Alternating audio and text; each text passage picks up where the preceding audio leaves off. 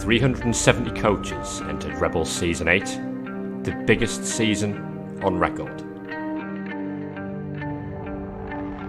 Now, just 61 remain, all with their eyes on one prize. After a grueling season, their biggest challenge now lies ahead of them. Nemo, no! Nemo! You were the chosen one! Over the next 6 weeks, prepare to experience the highs and the lows of Knockout Blood Bowl. Drama is guaranteed. Welcome to the place where heroes are born. Welcome to the place where legends are made. Yasin scores! You've done it! Welcome to the Rebbl Playoffs.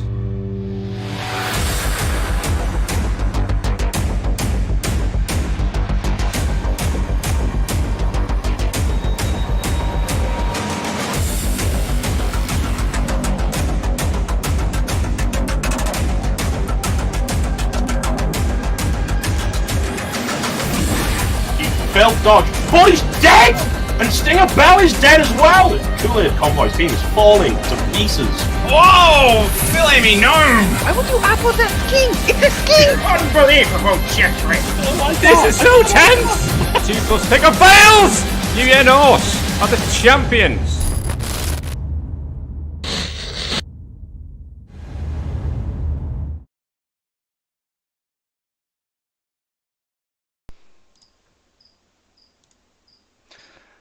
Hello and welcome to all of you people who didn't have enough playoffs already today.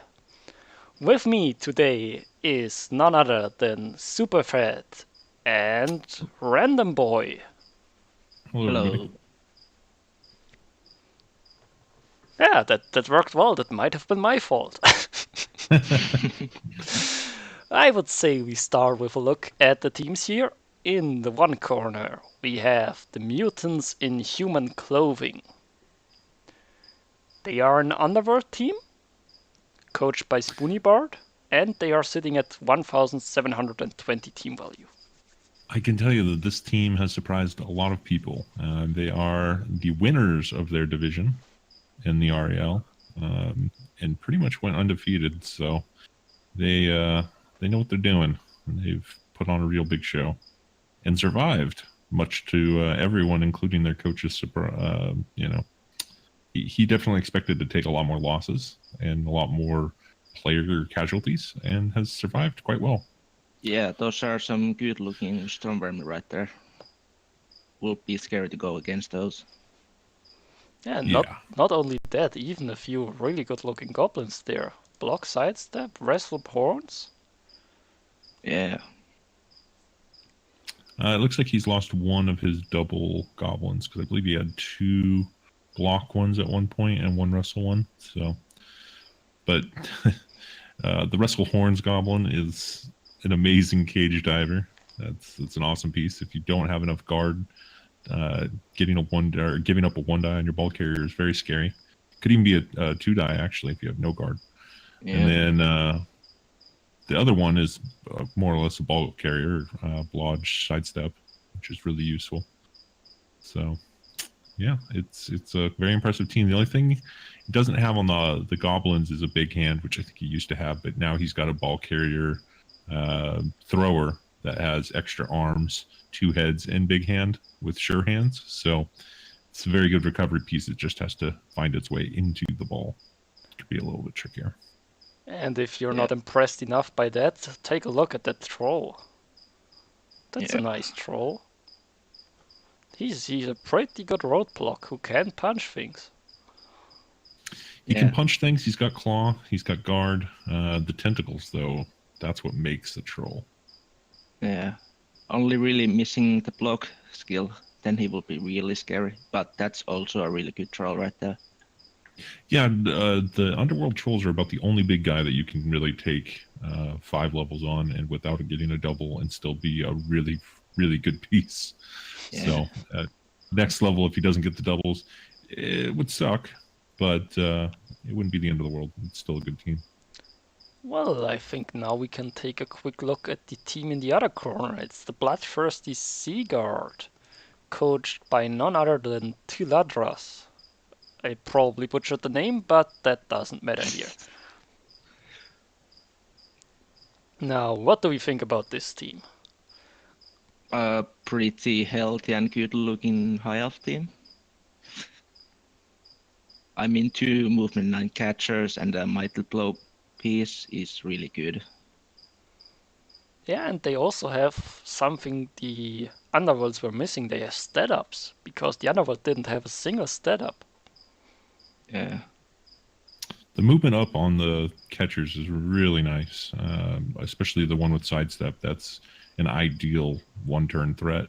And then the Agi also can do that quite well. Excuse me, sorry. I need to sneeze there. But the thrower is going to be, the big impact star here with accurate and strong arm. It does have blanche, so it's a little bit more survivable. But honestly, if I'm on offense, I would be looking to take a shot at him before the elves get a chance to just park him deep and stall out. There is a lineman here that really has my eye, Monty Green, with a Mighty Blow, block, and tackle. Typically, on an elf, when you roll a double on a lineman, it's just going to be guard and more guard and guard. But this one, it looks like he's maybe frustrated that he didn't get a double on any blitzers or catchers. And so he just said, fine, I'll just make my own killer and make my own positional. And Monty Green with block, tackle, and Mighty Blow. I expect him to get focused pretty early, but if he's allowed to just punch goblins all day, he could have a big match and get himself a level. I wonder if he had one of the bleachers die, because the other one's only at 6 SPP. That's pretty low for a whole season. Yeah, typically you throw your blitzers to the wind and let them get punched a bunch, so yeah, that doesn't surprise me. Yeah, you do have to take attrition at some point, because even the linemen are looking pretty healthy. I wonder if he's keeping the agility 3 lineman. He's a pretty good utility piece with kick and wrestle, but agility 3 is a bit annoying. He's less of an elf and more of a man at this point, but he can still get the job done with kick, and it's such a valuable skill, especially against a team like Underworld, where you've got all those goblins that are not the fastest. Yeah, but it's like 110k. It's a lot of cash for the Underworld. Yeah, but when he's not kicking, he's just standing there and getting punched anyway, so he doesn't need to reposition. So it looks like with the team value difference, the Underworld will be getting 270,000 in inducements, and they do have 110k in the bank. I don't know if he's going to blow his bank this round. He could definitely spend some of it, but I don't think he needs to. I think he can easily get the win with just a wizard and a babe. And I guess he's got 270, you said? Yeah, 270. So that would be a wizard, maybe a wizard and an extra Apo, or a wizard and 2 babes, I think would be perfect. I mean, he might get some extra bench to the Underworld, or even the High Elves might get more players. I doubt they will get more players, but Underworld might get some. Would you consider the wizard and the bribe, maybe? No, I think you do have enough goblins. You might as well take to foul. Yeah, I mean, I don't think he has to worry about playing more aggressively. I think his storm vermin and trolls are going to be able to do a lot of damage without having a bribe behind it. I don't like any of the star players for this matchup. I know he does have the Nuffle Halter Stadium enhancement, but I think that they'd just be an unnecessary liability. Yeah, I mean, bomber triples not will be just hurting their own team. They will probably just intercept the bomb, and the elves will throw it somewhere where a lot of goblins or rats will get hurt. Yeah, not a smart choice. Although it's only 10k, so he could be a free fouling piece for the team if he wants. Now, the game should start any minute now. We've reached the full hour. And there's a ping. Yes, Spoony Bard and Tilardras are starting up. Very good. So should literally be any minute. Now, do we have any predictions for this match? Oh, like the match looks really like close. I think if the Stormvermin can get their damage done, Underworld should be able to win this one. But those, like the potential of one turning with the High Elves is really dangerous also. Yeah, I think I'm going with the High Elves here. I think with their 2 move and 9 catchers, they might just be able to fit one more score in, and that could give them the edge to take home the win. I think I I'll voted take the Underworld for sure. I think Spoonie Bard's been upsetting people all season long, and I think he's capable of doing it again here. Yeah, but now we are at the point where people start to believe in him, which then doesn't make it an upset anymore. Yeah. Only way I went through playoffs because no one believed in me. It gave me the power. Well, that and not rolling ones. Yeah. Turns out also. that's a strong strategy. Yeah, it is. But my team didn't want to keep that strategy for the second season, and it's not looking. My record wasn't looking so good this season because of that. That's why you're on the cast and not in the game. Here we are. Exactly. Game is live. Now, just for you guys, I've enhanced my pitch a little bit. I hope you guys like it. Made it look a little bit prettier.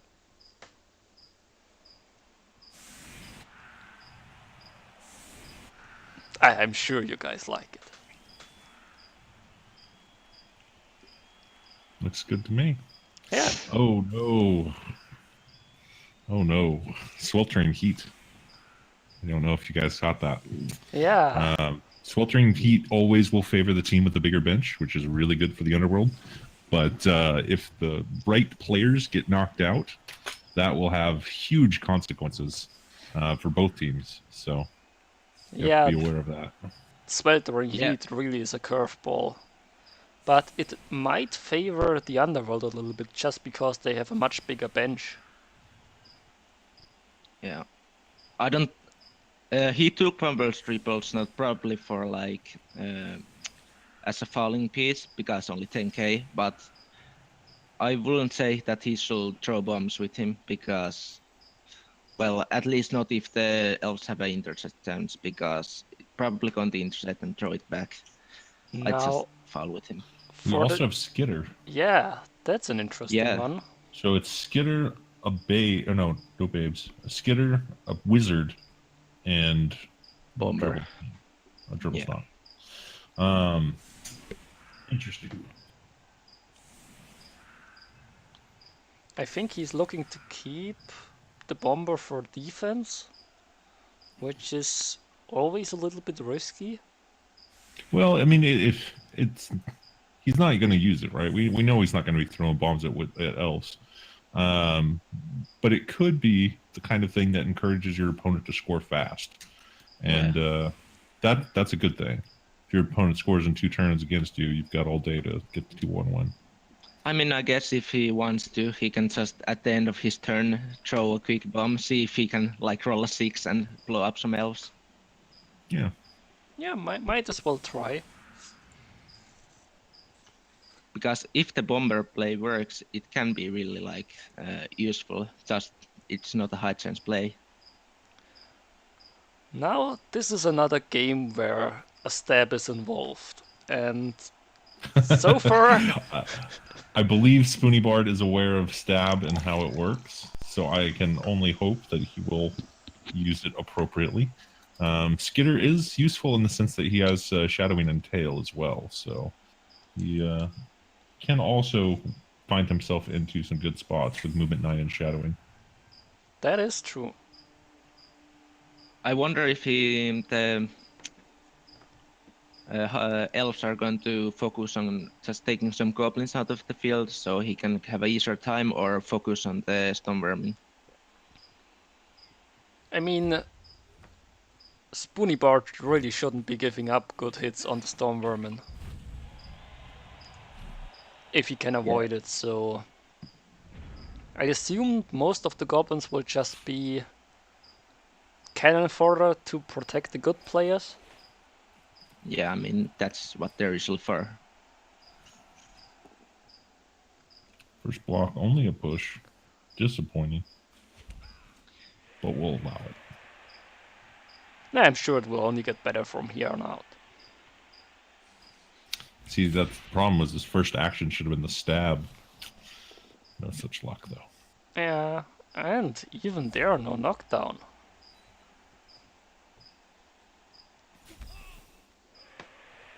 I And what were assume you he saying will... about protecting the storm vermin? Yeah, I was saying... I also would have an easy hit on him right now.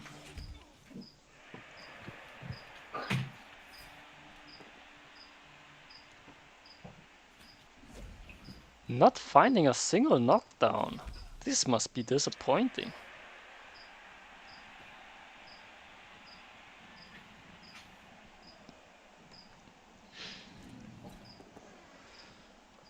Still no knockdown. Well, that's now 11 dice, no POW. They are blodgers, but yeah, that's not fun. There's 13 dice now. Still have a blitz. Yeah, and now we have tackle. There we There's go. a POW. Just as he didn't need it.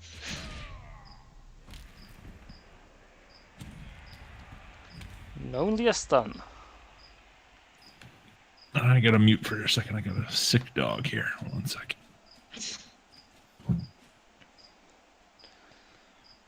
Now we still need to pick up the ball. Looks like it will be a two heads. No, probably the throw. I missed the throw in the backfield. Yeah. Even the goblin could have picked that one up. Yeah, I assume there's going to be a mighty blow hit coming to that stone vermin that is completely exposed right now.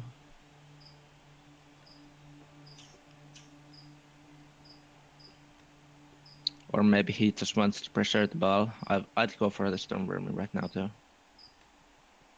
Yeah, the Storm Vermin is a great target here. I don't think you can say no to that. He could even maybe do a push so that if he doesn't go down, the lineman can hit him. Yeah, it might be a good plan.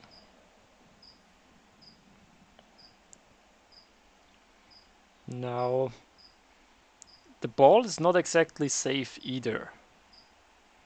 Yeah. I mean, that's a 3+ to get a 1 dice on him. If you want to use the agility 5. Oh, well, that makes it a little safer. Yeah, that makes it safer, but as we said, it leaves the vermin at the Blitzer very exposed. Yeah.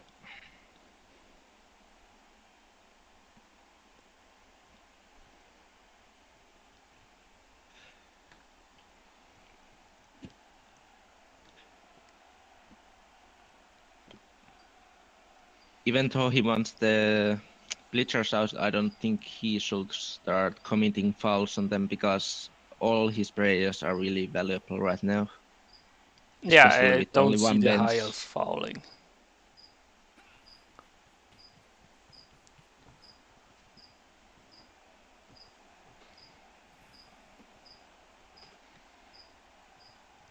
I assume it will be the Mighty Blow one that will take the Blitz. I don't see a reason not to use him if you're targeting the Blitzer. Yeah.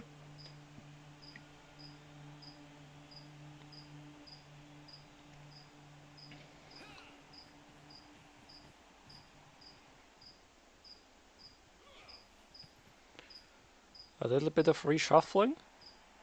Looks like we are putting up some kind of elf screen. Yeah.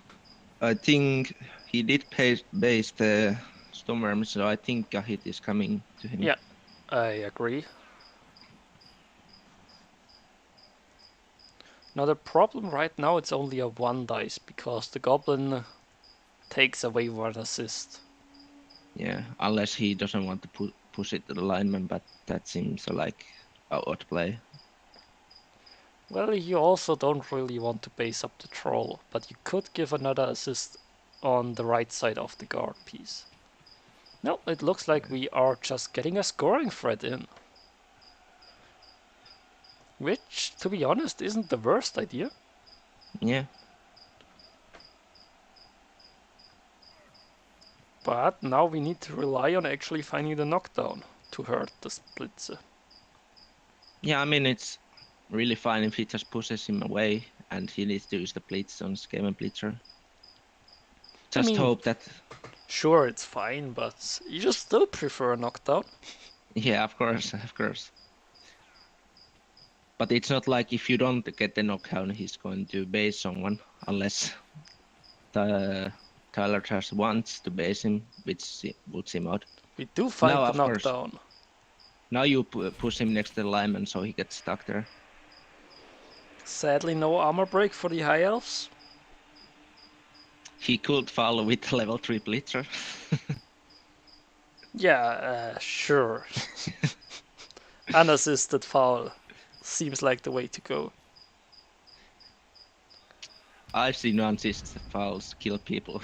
I mean, I've also seen them just send off the fouler and... Yeah, usually it does that, but still.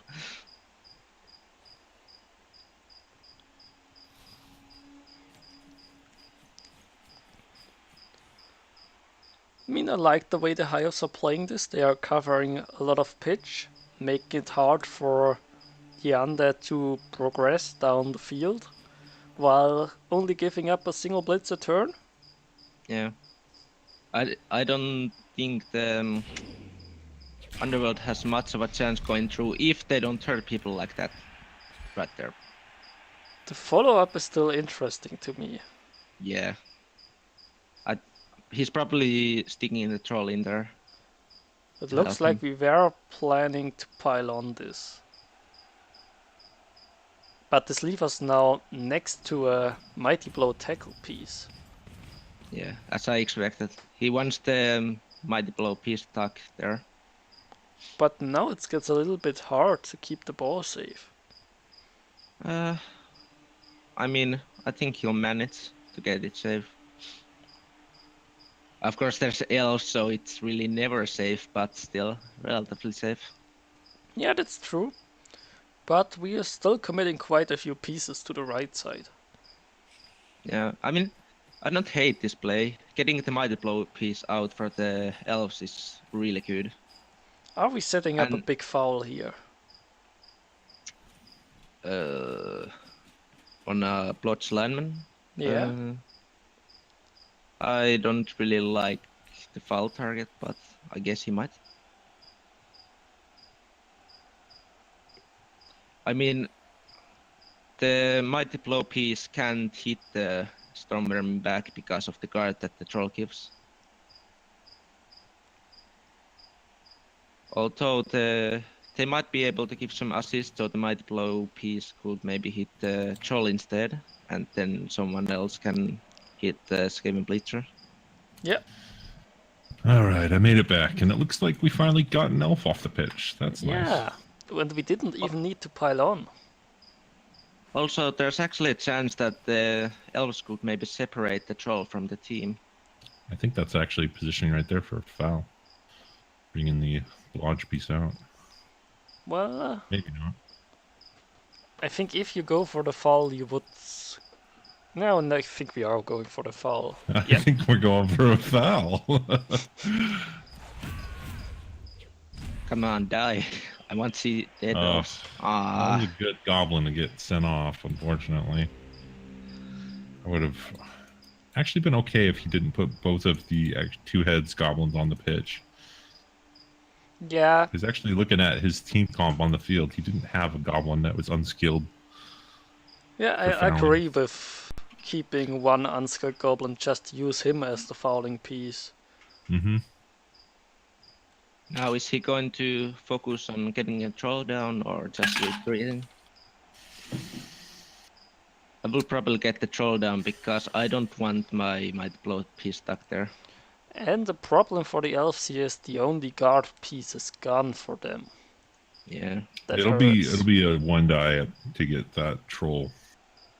No, he can get 2 dice on. He could, but then he's going to be committing something else to mark the claw palmer. Yeah, but he then could still blitz him. But that is committing a lot of players. I mean, you could blitz the troll away from next the Skaven Blitzer. After that, you would have an assist to hit the Skaven Blitzer with Mighty Blow. That's a very all-in play, but yeah, that's probably. I mean, with the troll not having block, he's readily safe to go down. Of course, if you get double boost here, you might be fucked there. Yeah, if we don't get a then knockdown you have on the everyone troll, with tentacles on the troll. that would be Yeah. horrible. I think you can't really commit 5 players on troll. Yeah, true. I'm just really worried for Monty Green here. I think he's gonna get. Yeah, we're just setting up a free Let's put it this dice. way, the fail state of him being stuck to the tentacles, it's bad. The fail state of your entire team being stuck to the tentacles, really bad. Fair enough. So, Hustler, there has been an elf that got badly hurt, but sadly not on the puffin. And on the other hand, we have a send off 2-heads goblin. So, not too much blood, but we have a start. Yeah, and I think the other 2 heads goblins staying on the pitch after that POW actually is kind of like a wash for that foul. Yeah, and I mean, this is a game with good potential today. Other team has Claw Mighty Blow players, other team has really fragile goblins. The only thing I question right now, though, is why we based the Blodge Stepper on the left side. I'm not sure why we used the Blitzer to base that goblin. I mean, think if he didn't have block, I would like it because he'd be more likely to just run away. But I could easily see the Underworld committing a couple players to get a 2-die on their Blodger there. Yeah, I think it's actually pretty likely that the Underworld will just rotate to the left side now. Or And we've more also into the extended center our power. and...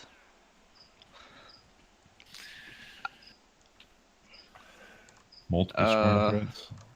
oh yeah. I mean, we did see Spoony Bar throw 13 dice without getting a POW, so maybe he's relying on that.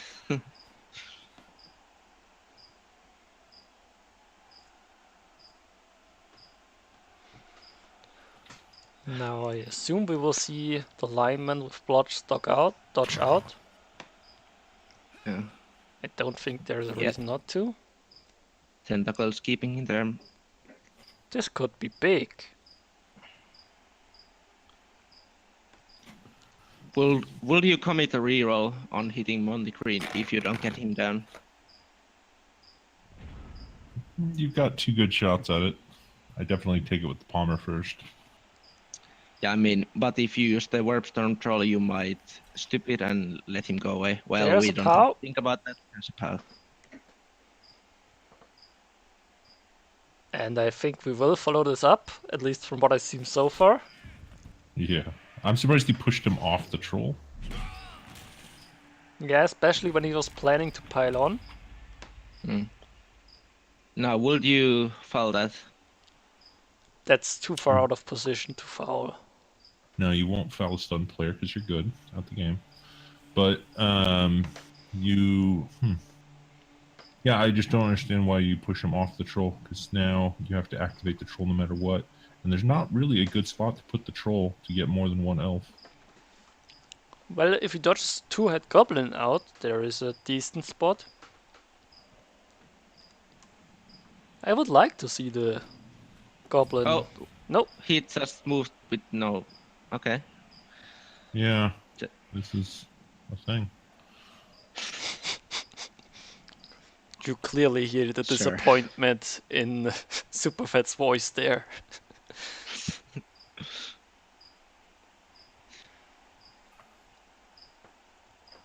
Well, with the other vermin, I would definitely like the blitz on the thrower. Yeah, he's a It's such a really valuable good piece. target. It's probably better than any other piece on the pitch to target, actually. I mean, sure, getting red strip ball would be cool, but you got sure hands. Don't care about strip ball. I mean, Well, I like the mark, actually, from Skitter. I like that a lot. Because he doesn't have tackle on that piece. Now, that probably means the blitz is going to be on Skitter, but it's a star player, so it's not like it's the end of the world.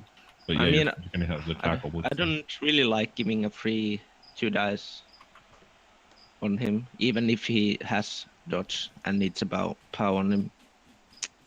Oh, that's the target. Oh, okay. Well, then. yeah, I think. Ooh, that's a reroll, and I think we are looking to move through the lines of the elves here. That's wise, actually, not to let the elves stall you out at midfield. No palm, though. We find a stun. Should be good enough to move forward here. It's definitely the right call for this drive as far as getting field position and moving up the pitch. I just still like the idea of taking out the high elf thrower, even just a KO, because the offense of this team is entirely built around that one piece. And so if you can get that off, you're going to make your elf opponent play on their back foot and have to come up with a different strategy than what they wanted going into it. Steak Mittens, thanks for the host. I heard some interesting things about how the game went on, but No one's we surprised. don't want to spoil anything. Yeah, I like his idea of moving up. I didn't like his idea of moving the troll without no assist. One really stupid. Agree, especially if you look at where the team ended up. Yeah. There's a player where the troll, you could have put somebody next to the troll and not blocked yourself off, and had a fine fail state. So either way, the 3+ dodge worked. So the mark of the blitzer ended up not being a bad call because that ended up being what he did with that dodge. But back and forth. Yeah, I mean, I've been in the playoffs. There's a lot of you sometimes do mistakes in playoffs because it's so tense. Yeah, you're saying this like neither of us has been to playoffs.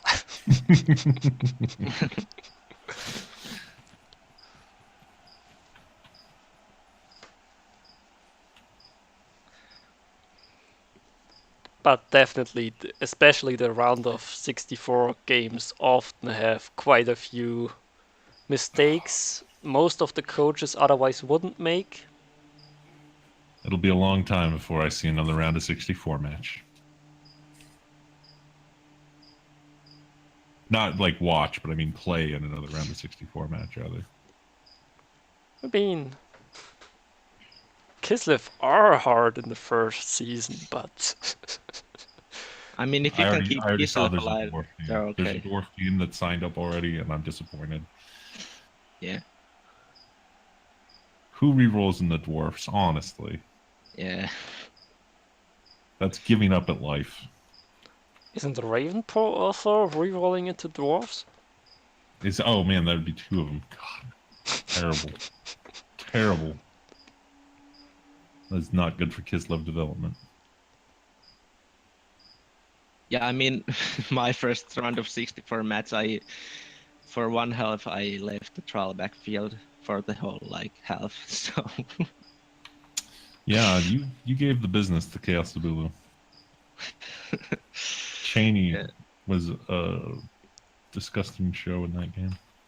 Indeed, and my almost everyone was a rookie trial, and they got 3 injuries on the doors, I think, and a lot of stuns. That was probably your diciest game. Nah, it wasn't actually. I think my round of 16 game was. We are going for the ball. It was against HUD. Oh wow. And we find a knockdown. Gets the knockdown, yeah. That I was gonna say the placement of the thrower there does leave that gap a little bit more open. And we have the ball in hands. Punished for it. Yeah, probably dodge backwards here, or maybe just leave him. I mean, I wouldn't risk any more dice on that player. Yeah, Yeah. oh yeah, Skitter has actually shadowing. Stab. But yeah, the shadow can follow, and Also free handside tail.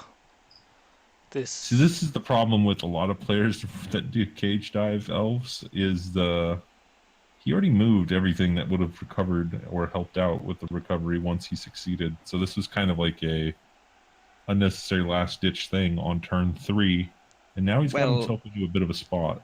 Yeah. Well, if there was recovery right here, what would he do with it when the catcher already got the ball? Yeah, Well, you can't, you like, don't bait plan anybody for else the up. catcher catching the ball. You plan for a scatter on the ground, and then you would want to be able to pick up. Yeah. But like Yeah, of it's course. now, we might just see the catcher get served. I mean, yeah, I mean, if the ball scattered upwards, the bleacher. my point is bullet if this was turn 7, then that play makes sense because you're trying to get the ball on the ground and trying to make him roll a bunch of extra dice here. This is like a lot of risk for not a lot of reward. I don't like stabbing here, to be honest. Yeah, I think the surf would have been smarter, but But at least he's shown that he knows how to use the skill. Not saying mean, that he you can still- should. he can still serve him easily. well, it's not super easy because both the players there are marked, and one's strength 2, and Skitter's also strength 2. So it wasn't a clear easy surf. I It mean, would have required some 1 dice. I mean, he can just blitz with the Skaven Blitzer, push him towards the sidelines, hit with one of the linemen, and surf with Hoka in a Muta 6. That's not a great play though. I think the stab was better. I mean, it's an 8+, and it's No. blodge, so you could have got him down. True, true. But you know, surfing stuff is fun. No, I mean, I agree with the stab, but with it not working, he can now try and do the surf. Still wouldn't. I think I'm blitzing with the Storm Vermin here and doing into the 3. There's a No, that's a surf. surf. That's an easy surf. And that was unnecessary. The High Elf could have stood 1 square over. Oh no, he couldn't have. No, would've he blocked couldn't it. have. That Yeah, I still Yeah. don't like going for the ball this turn because this. that's what I'm saying though. This was a good move on turn 7. On turn 3, this is gonna get punished. Yeah, this is a symptom I see on many elves. They see I Blue can get a reroll. 1 dice on the ball. The question is, should you get a 1 dice on the ball right there? That was a pretty cocky reroll right there. Yeah. And now we're pushing him out of our cage. I mean, H5 can really easily Yeah. still get out. He Really, needs we to need put tentacles. the troll. Exactly. Yeah, We need to make the dice block with the goblin to free up the troll to get the troll in there, and then the ball is very safe and secure and not going anywhere. I mean, I won't even say He that sees it. still. It's still H5. He sees it. Agi5 doesn't help with tentacles. I know, but if he succeeds tentacles, then he's pretty much away. He's gonna have to make more than 1 tentacle roll if he wants to go towards the end zone. that Yeah, he's- but he can go backwards and hand it off to someone and just run off. that would be the play I would make. Yeah, is attempt it. But as soon as you roll that dice and the tentacle fails, it's over. Like you can't do anything else. So I mean, is there really any other way to do it? chain push. The troll has stand firm. It will be pretty It hard. wouldn't be him that you'd be trying to chain push, but I mean, you could try or you to could change blitz. Yeah, I would 1 die blitz out of it. Is what I would do. So you mark everything there, Yeah, and then on true, your true. catcher you blitz the line rat and blitz yourself out. Yeah, Yeah. I mean, there's no actual way to even chain push the guy out of tentacles right here. You could surf him. Yeah, he could do that if he wanted. It gets him away from tentacles. Yeah. Would it be a turnover? I mean, I guess he could just send the lineman downfield, surf his own player, and hope it's scattered. If he gets out of the tentacles and gets it to the thrower gets it to the catcher, this could be a score. If any of that fails, though, I think we might even see an early lightning bolt. That's a pretty tough, not getting knocked down there. I mean, I still go for the 1 dice blitz.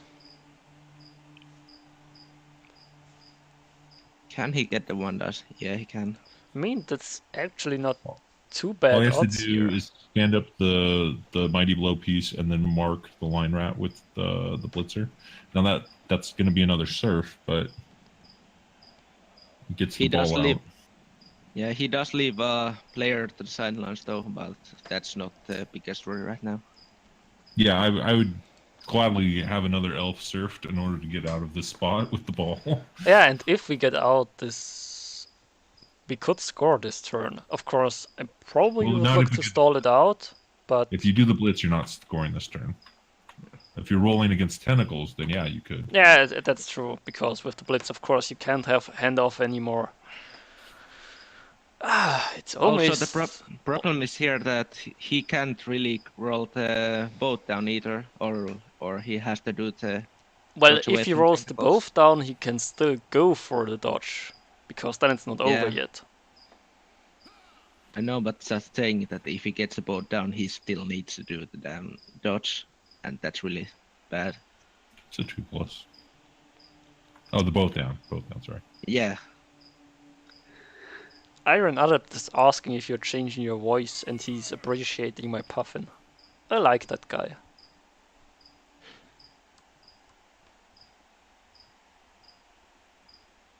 Am I changing my voice intentionally? No. Is it doing something in Discord again? I'm not sure. I think Oh. you sound a little bit darker than at the beginning. But that might just be because he's asking. Maybe. Okay. I don't know. Whatever it is the Discord thing. Because when I tried to record and set up other stuff to fix it, it was totally fine. As much as I like the Kylo Ren effect, I wish I could do it on command. Okay, this is a weird blitz target. So I think. So he's going to go for the score. Yeah. I mean, he can't. Actually, he can. There's a catcher downfield. How didn't I miss that? Now, what's the roll Sorry. to just What's pass funny? it? Oh god. Oh, he yeah, got he away, does he got reroll. away. But he fails this time. No, it was just one dodge that he did. Okay. Yep, that's Made going to be a it. touchdown. Yeah, That's a touchdown. Yep. Well, he does need to do a GFI, but unless the ball scatters out or the elf gets armor broken, he probably will still Could farm. stall. Yeah, I think Yeah, he oh, could yeah. safely stall for another turn. It I might think call he- the wizard out. Yeah, that's true. No, You don't want him just to get going. resorted. Just went in. And now the high elves are in a pretty good position. So the part that feels the worst for Spoony Bard there isn't that happened and that the cage dive worked and that he got out of tentacles. The worst part is that you threw a stab, a blitz with tackle and re-rolled it, and additional 2 dice, and still didn't get that guy down. Yeah, Spoony Bard That's isn't what good feels at really knocking down high elves, as it seems. Now we get to see what the effects of the weather are, and they're not too bad. No strip ball and no... Ooh, that's actually worse. That is Yeah, a storm 7 Roman. blitzer out. So 1 player apiece is not bad, but the players are not equal, and only having one tackle on the pitch is not going to make it easier for Spoony Bard to take these elves down. I mean, Yeah. it's one numbers advantage for the underworld. Of course, it's still not a good trade, but at least you have the numbers advantage. Yeah. He really needs to get some damage here. Yes, he needs the score to equalize, but the second half, if he goes into the second half with only one player in the Cas box for the Elves, that's not going to go good. And now we have multiple fouling goblins on the pitch, so... Yep. I expect that to continue. I mean, fouling is right now a bit more dangerous because of the Sweltron heat, so you still might go down players, even though you have a bench. So, Superfett, how sure are we that this is not going to kicks? Not even going to answer that question. That's a high kick. It's turn 4. How dare you?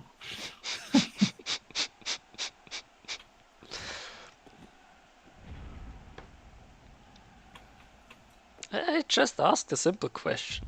How dare you? God, he cannot get these elves. No, he can't. They are immortal.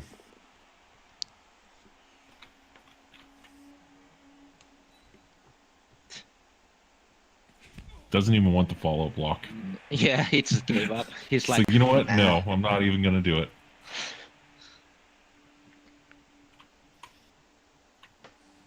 Stab it, stab, stab. Nope. Oh my god. No. And a really stupid. So you roll the goblin first. Now it's not even a 2-die. You have to feel a little bit bad for the Underworld here. And he won't even have a Mighty Blow Blitz because There's a the pow. dice out. Woo! Oh, it's break, it's break. See, Okay, I was going to say, Yeah. it should get fouled, but okay, good. It got removed. the temporarily. Goblin is doing what all the rats and the Troll can't do.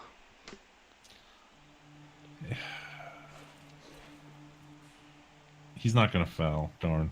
I was going to say, you could get a good foul on this the dodge lineman, but Yeah. I wouldn't I'd call it a probably good wait. foul. It's a doable foul, but it's not a great foul. Yeah, I'll probably wait for some better targets right now. Here we comes do the decide blitz. to use our blitz. Into a wrestle.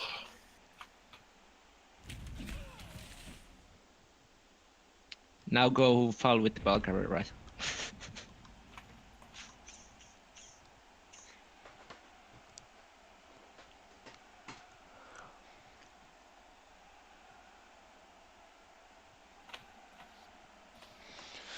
Who do we target here? Just one of the goblins? The elves never had a wizard yet. Iron Adept. The Underworld have a wizard.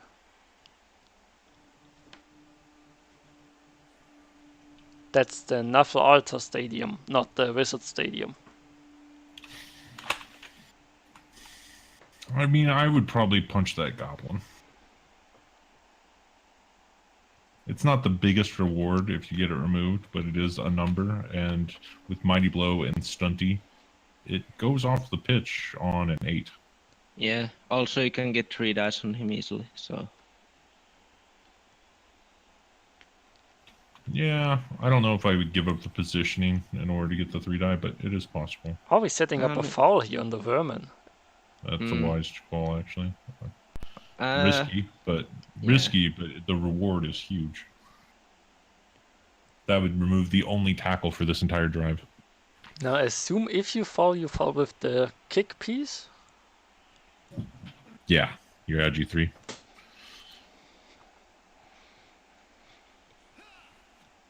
comes the blitz. Does not find the knockdown, but that's not a huge deal. Yeah, and I think that's only fair.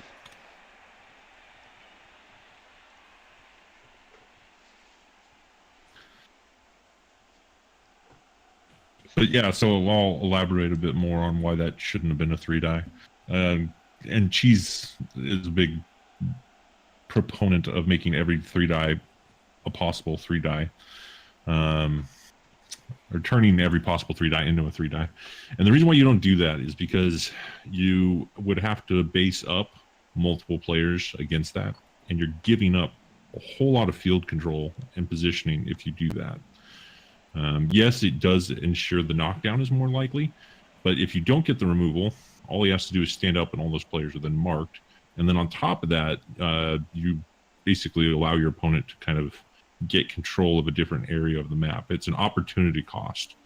There are certainly teams that benefit from the removal, and like that's their whole game plan is removals. So for them, yeah, it makes sense to make it from a 2-die into a 3-die.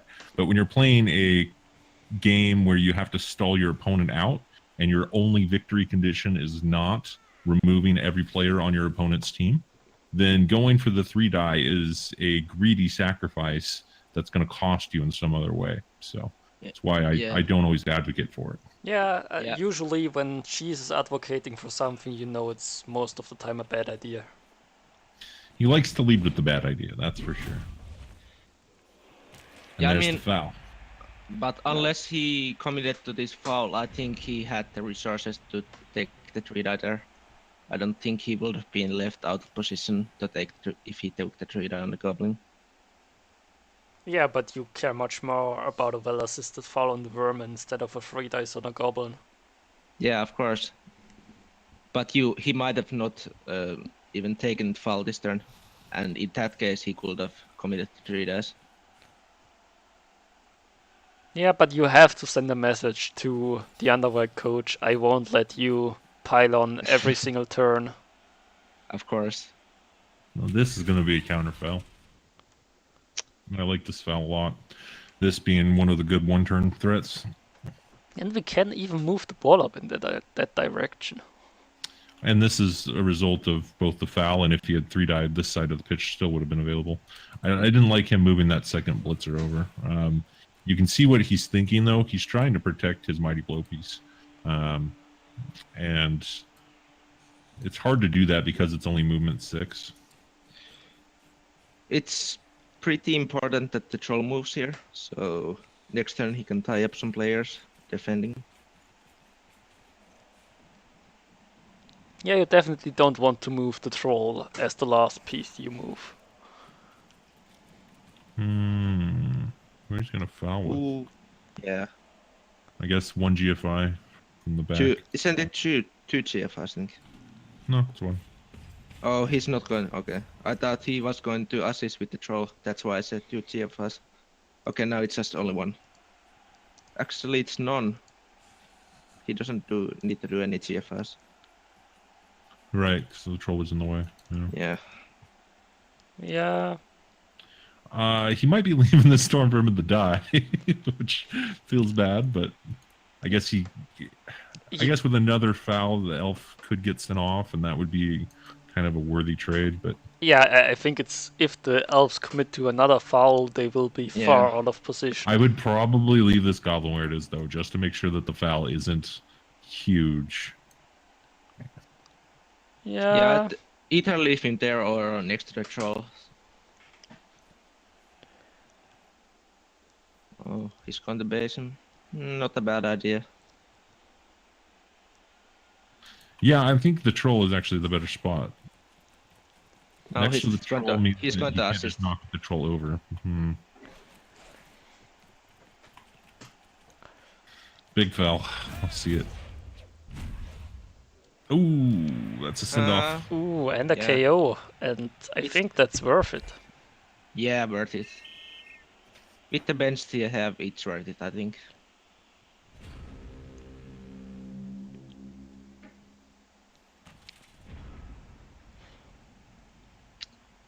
Now, are we going to see...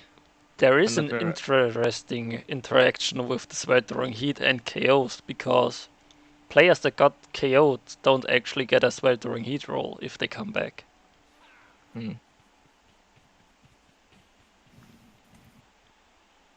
Do players in the... Actually never thought of this. Do players in the reserve box get the roll? No, only players on the pitch at the end of the drive. All right. Okay.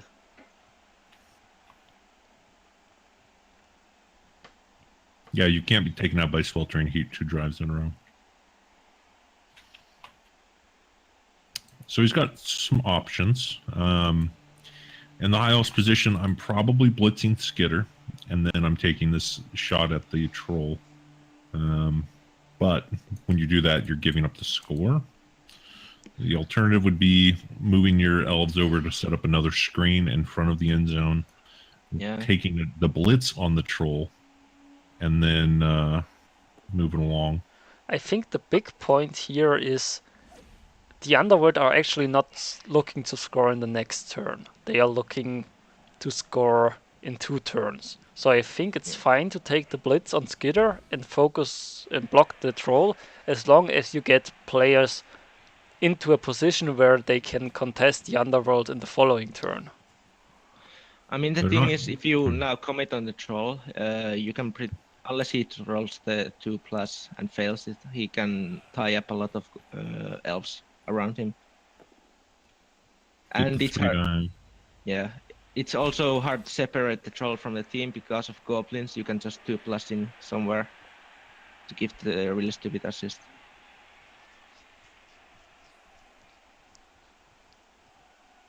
If you don't commit more to screening right now, though, it's incredibly easy for the Underworld to just screen the elves off.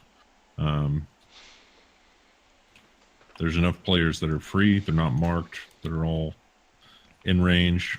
Well, you can get the sidestep dodge player in the way, who should be hard to knock down since the only tackle player is now left in the other half. That's true. Not going to see a second foul. Yeah, I think it's fine to just commit the other lineman here to the troll, try the 1 dice, and if it works, you can then move the blitzer, and if it doesn't work, you can still try to dodge out with the blitzer. But we are not going for that. Double 6 tentacles, no big deal. Yeah, the level 3 line was really good to use some tackle for the future matches, because only having 2 is a bit tough. He is doing the other thing though. So I said, if because none of these things were marked, it's going to be easy for them to screen. Well, now they're all getting marked, so it's not going to be easy for them to screen without rolling a bunch of dice, and that's a good alternative to both get the 3-die blitz and not quite cut off the whole way.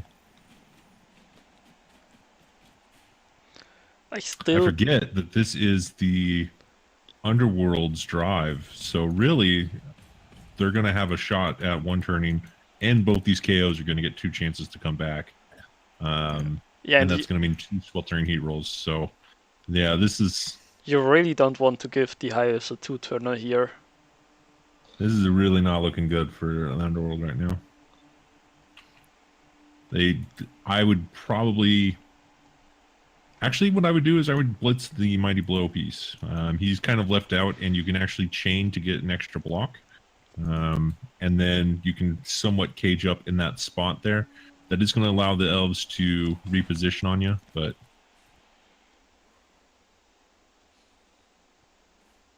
Oh, not that direction. I would not have pushed that way. Oh. Well, he finds an armor break. Okay. That helps. That will make the screen much tougher for them, but really, if he moves up any further, he's going to need to sideline cage, so...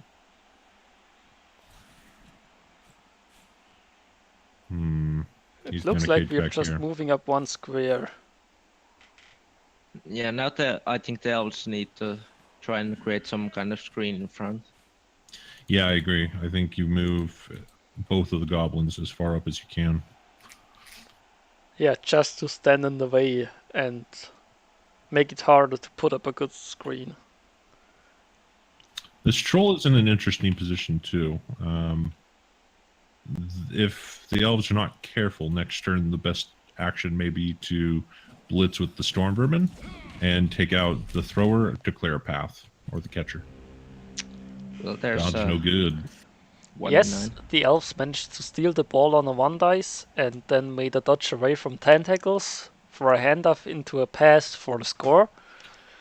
It was an interesting play, especially since the Underworld failed to knock down the Retriever like with 6 dice. It was a bit rough for the Underworld. Now, if the elves get like a full screen in front, do you commit a wizard to get the screen out of the way? No. No, you can't. You need this wizard for the second half. If you don't have the wizard for the second half, then this 1-1 half now is really, really bad.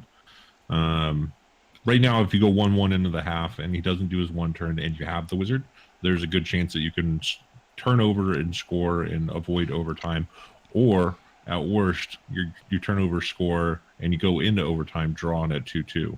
I think we are going for a 1 dice again, maybe. Well, they've definitely now marked the entire cage. So, yeah, I think the tentacle failure on the Agi 5, even though it wasn't a blitz action, isn't the end of the world. I think we can blitz with the sidestep blitzer maybe, but then that's going to basically yield the easy score. But that's probably his best bet. Yeah. Poverty Justice. Ooh, that's a failed dodge. That was expected. This should be an easy score. And yes, that's a puffet on the pitch. It looks beautiful. Always feels good when you see a 5+ failure. Well, not if you're trying to pick up the ball with a Soros. You deserve a 5+ failure. All 5+s should be fails. But how are you going to level your Soroses then? Slowly. You're no fun. You're playing Soros. You're no fun.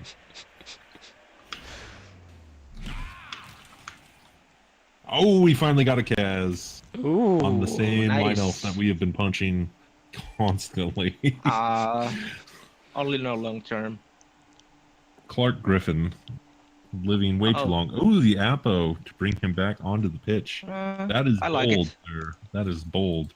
That is saying that we are looking to go further in the playoffs and we don't care about the damage that it takes. I like seeing that from the high elves. Because high elves really don't make playoffs, and the ones that do don't last long. We have not ever seen a high elf hype video. Yeah, I mean, this looks like a good team. If he can survive this first game, I think he could get far with this team. There's the score. Let's see what Sweltering Heat is doing. And this is just for the 1-turn attempt, so I'm more worried about the KO rolls. I'm more saying like every Sweltering Heat that now actually triggers could be good for a side coach, because those players... So this makes the 1-turn next to impossible. So this is actually the best case scenario for... not next to impossible. This makes it much harder compared to what it would have been. This is a really good roll for the Underworld. The reason why, A, the thrower's off the pitch, but B, there are no movement 9 players on the pitch, and there's only 1 or 2 movement 8 players, and no good throw. This is much easier to defend compared to the sidestep movement 9 or the Agi 5 movement 9. I hope he realizes to put the bomber triple snot to the bench so he just doesn't lose him on this turn 8. You would hope that a playoff coach is going to recognize that. Yeah. Yeah, but... Oh, this is an interesting choice as well. So because of the sweltering heat, he is intentionally sidelining the players that he needs the most in the next half. I love this call. Putting the Storm Vermin and the Troll on the sidelines to ensure that they will be on the pitch next half. Oh, Brilliant. I guess that's worth sacrificing triple stuff for. That is absolutely brilliant.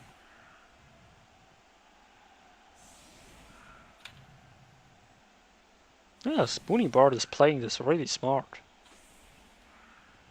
The only thing I don't like here is this 1-turn defense. It's movement 8. You can shut it down very easily if you set up for it. He's not setting up for it. So he's basically saying, I'm going to make you roll for this. And there's a good possibility that he can pull it off. Not great, mind you. I mean, we're talking like a 10% play here, but it is still possible. Yeah, yeah. You should definitely try to set up against the one-turner here more. He's got just barely enough elves, I believe, to make it work. Maybe he needs a short kick, but that'd be probably the only... Let me think here. So if I got 1, 2, 3, push, push. He only needs 3 pushes.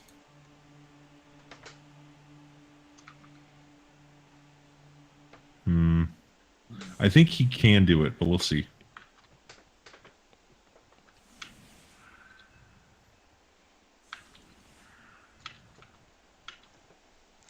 We are all setting up for it, I believe.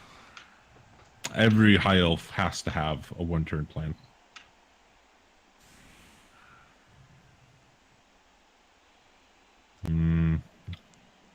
Now, Is he setting up to do it with the sidestepper? That's an extra push. I don't like that. no, I think he's just working it out now. Okay.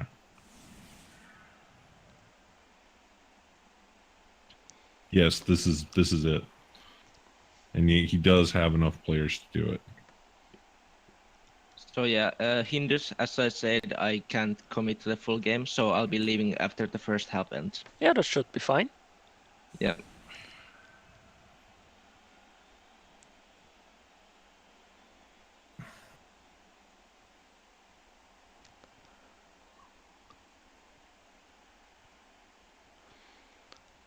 Counting through the whole thing twice, just to make sure you're not messing anything up. I like it. Where is a toucan on the pitch? I don't see a toucan on the pitch. Oh, Iron Adept will be joining us. That sounds like fun.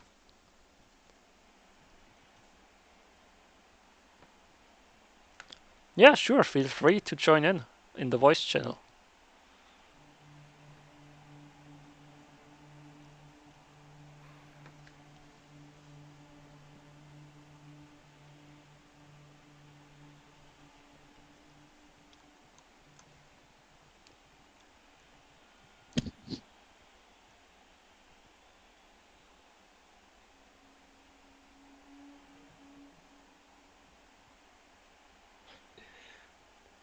Probably making sure for the 10th time that everything's right.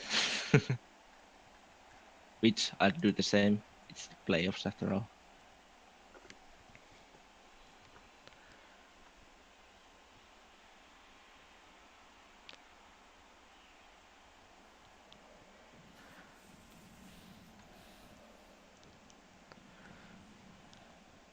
Yeah, we are really taking this serious here with the one-turner. Well, he's just running through all the calculations, but he does have the setup. I can tell you. Yeah. I played enough high elves to say that is the correct setup. That's a decent kick. Quick That snap helps. is really useful. Not as much as you would think. But I think that should allow a handoff. Nah, well, I wouldn't do the hand. yeah, you don't do the handoff. Yeah.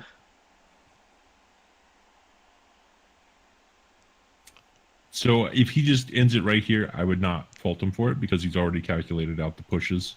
And if you were multi-screening, you would see another match where somebody got a quick snap and attempted a one-turn, and it actually, in my opinion, screwed up their one-turn. And that can very often happen. Because of the so few players that he has, he needs to keep it pretty close to what he's got. It's not as simple as just moving everything over. There is one...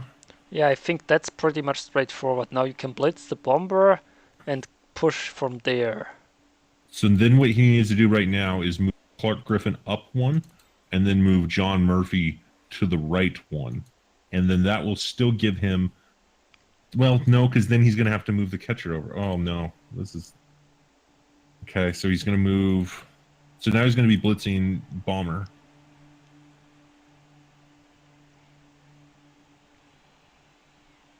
Which does eliminate a block. Yeah, okay, this is fine. Because they're all strength 2. This is why this is going to work. So he can... Now you can move the Blitzer one more down to the right and move the lineman one more down to the right. I would not move either of the linemen. Maybe if the lineman... Maybe the move busted or the kicker. If you wanted to move him, you could move him back a square. And then you could swing him around. Because that's the push that's going to be tougher. Yeah, that's true.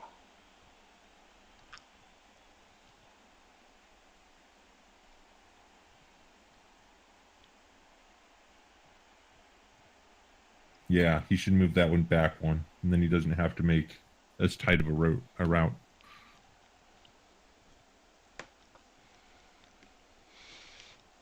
But this would effectively drop him from 3 blocks to 2 blocks. So, Good thing we get 4 minutes to recalculate things with the quick snap. yeah. You push it in. You do that block there. Yeah. He doesn't actually have to move either of the linemen. He could move either of the linemen. And actually moving Clark Griffin one to the right is fine because then he would just make the block with John Murphy, who has wrestle as well. So it would mean that he would get a couple extra blocks if the both downs come. Yeah, that's true.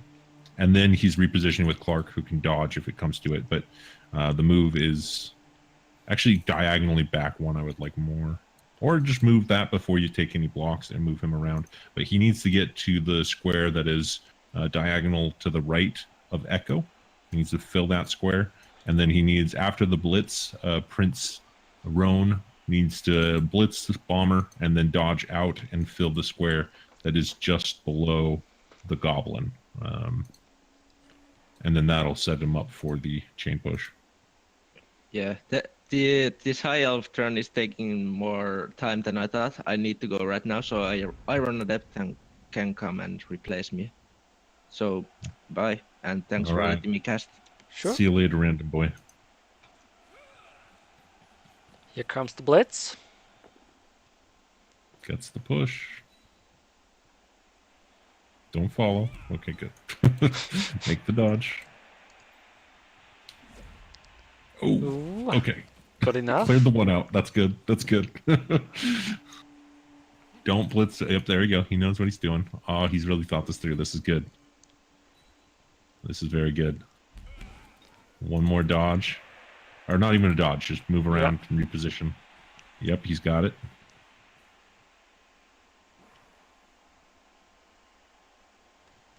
He didn't even actually have to do that because he had the block with Lincoln.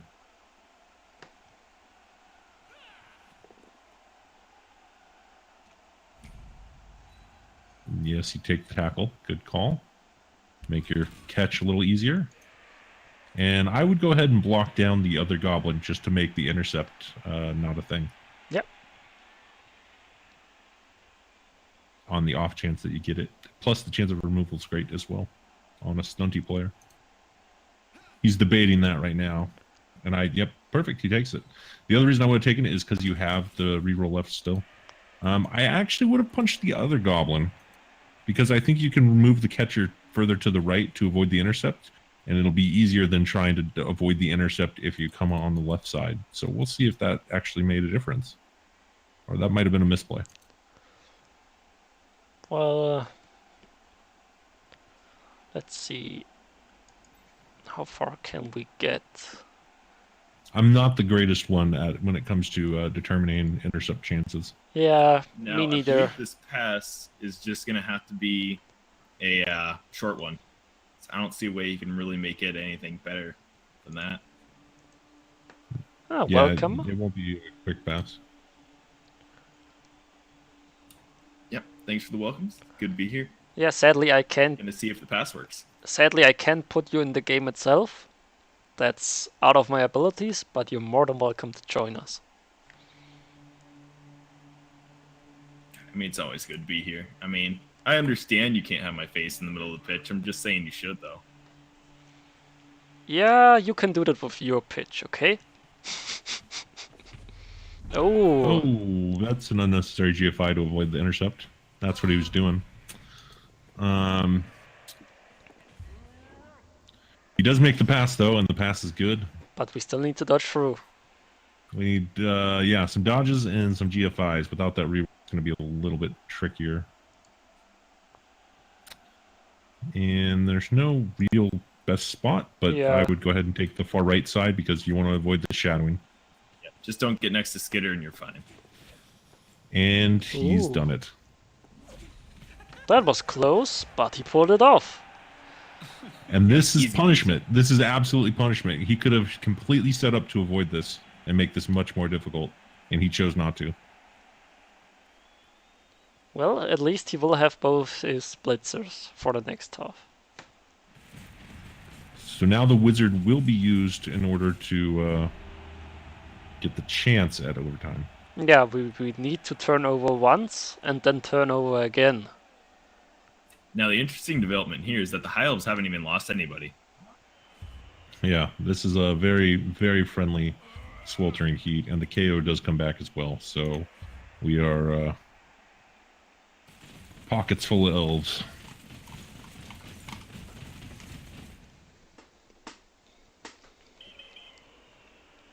The bomber's course is now gone. Yep, this is going to leave him with one more bench to use, and it's going to be interesting to see how he does this. I think it's funny that the only removals for the underworlds are free send-offs.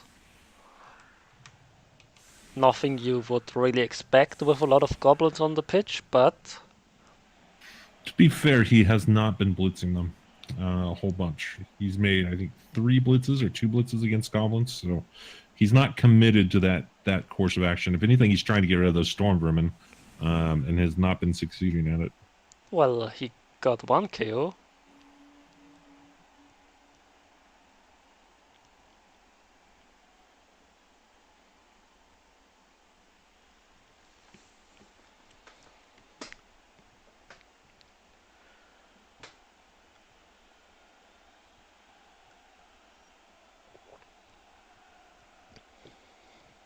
So do we imagine that's going to be another 2-turn here to make it a 3-1 kind of deal and not let the wizard kind of impact you as much? That would be my play. I mean, you're already up 1, so if you can get your quick score in, then yeah, it's much easier to worry about the wizard when you're on defense. Yeah, I think you set up for the quick score, keep the ball in the back, maybe have a backup elf in the back in case the wizard comes in on the thrower, and go from there. See how aggressive the underworld play it and what opportunities they give you.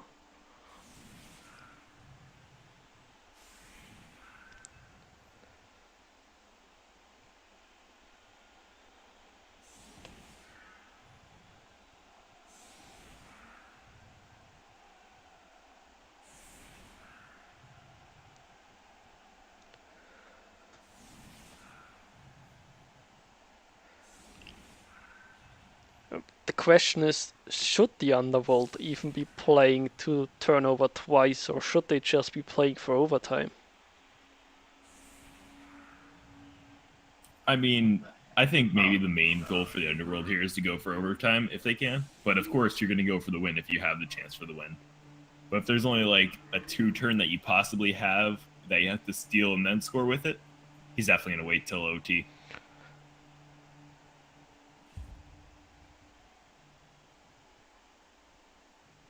Let's see where the kick goes. Pretty short. Extra reroll is going to be big if they do get to overtime too.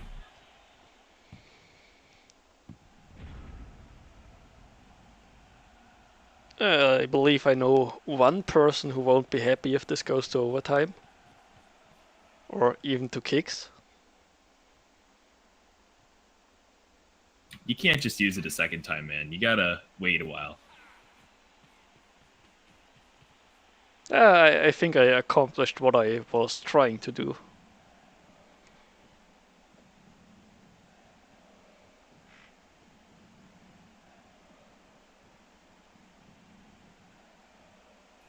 Is it Kylo Fed voice again? I really don't think it's that bad. Is it? Is it there? Yeah, it is Kylo Fed.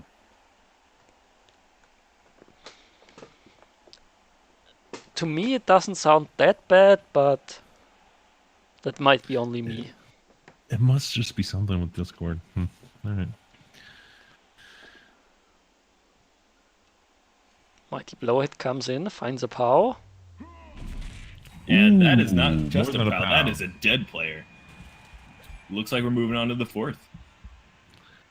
I don't know if this is worth appoing. It's nice to have a kicker. It's an injury. He does, and it's an MMG. Not coming but- back, though. Yeah. Don't think that was worth it. No, I mean, block kick, those are skills that you can get on your line rats. Like, I don't think that was really necessary. Yeah, That was more of probably an emotional reaction. now we have all the room we want on the left side.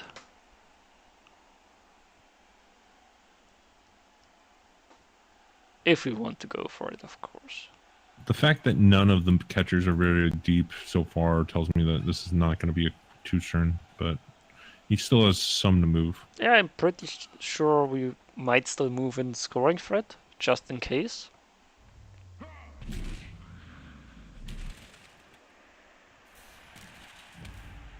What I would actually like at this point is Echo to pick up the ball and hand it off to the thrower in very, very deep safety, Yeah, rather than see the thrower come up to pick up the ball. that's true. But we could, for example, see the thrower, the wrestler thrower on the right side just move into the backfield.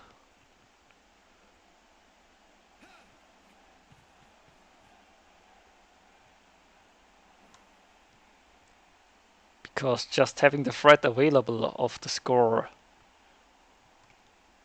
is big.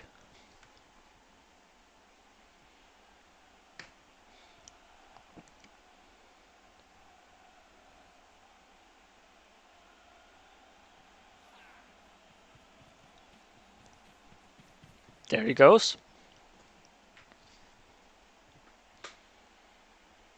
Now we're going to have to see what Spoony Bard's going to want to target here.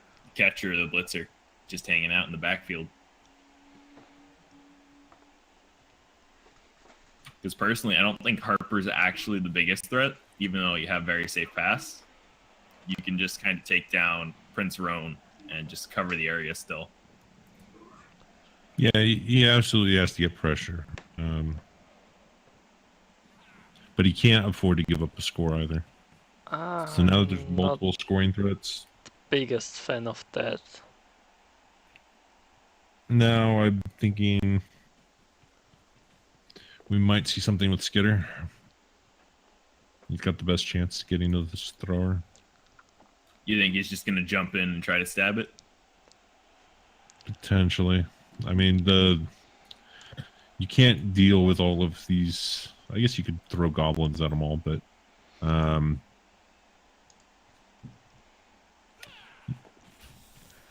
Now, even if you don't do a stab blitz, you still want to get Skitters deep into that half, because next turn, if the elves don't score, you want to be able to score or use your wizard to stop them from scoring. do we visit this turn?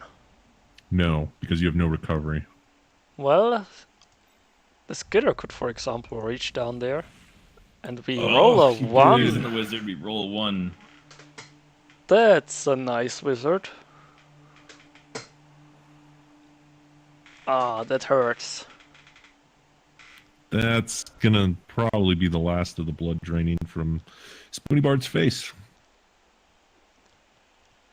Now at this point, a snake is all that could really help him, unless I don't know, just marks the hell out of everything.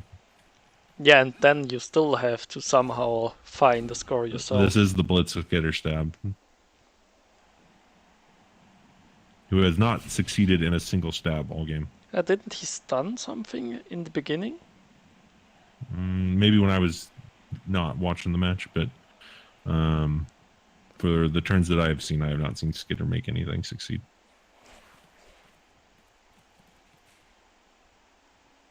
I mean, Skitter's still on the ball. That's something. Yep, shadowing on the ball carrier. That'll force the Blitz.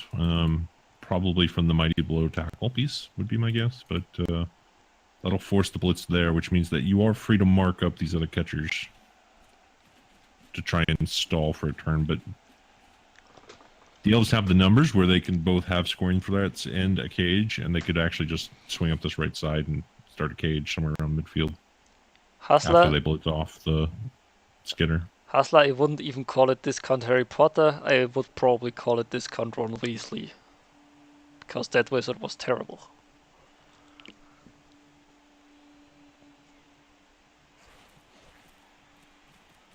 We'll go with it. Okay, forcing the 2+ before he can blitz Skitter. That's smart. I like that. I mean, isn't he just going to take the hit? Because it's not like Skitter is even a block player. So even a push is going to work there. Just extra dice. That's all you can do. At this point is literally pray for a snake and make them roll as many extra dice as you can and hope. Yeah. Try to mark as much as you can and hope. I would also mark the other tackle piece on the right. He does, yeah.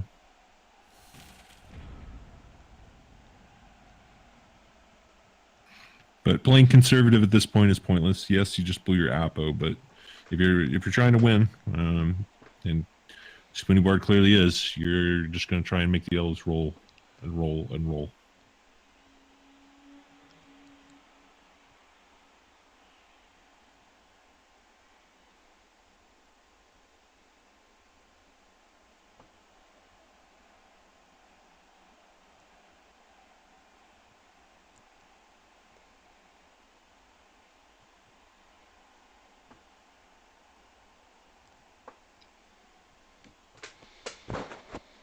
Elves taking a chance to think of what they're going to do. I think probably the play is to just knock off Skitter with your catcher and then move over to the other side and take your free hits. I mean, if we find a knockdown on Skitter, I wouldn't even hate just keeping the ball in the backfield and take the good hits you can get right now. Hope for a few removals. I mean, that's the conservative play. You can outroll Skitter. This is a movement up thrower. I mean, he's a 7. And he's got built-in dodge, and there's no tackle on Skitter. So it is a tail, so I guess that does make the dodge harder. He sets up for a 3-die block with that tentacle. That's a good call. The alternative was if you can get away from Skitter would be, and actually thinking about the tail, I wouldn't do this, but would be blitzing the catcher free on the bottom side and then just making the pass. But there's the both down. Skitter will go down. Skitter goes out. That's really good for the high elves. Yep, not having to deal with that little jerk and your Blodge carrier is now safe. It's definitely going to be nice.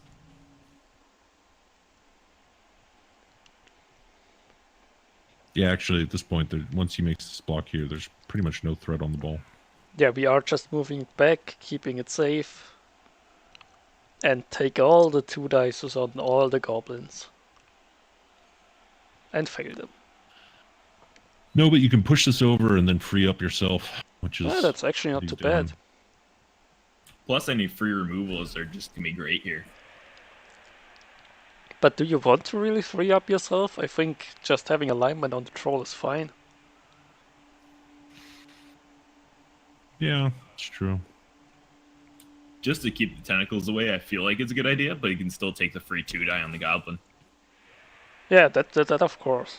But I don't think you follow it up just to keep the troll locked down.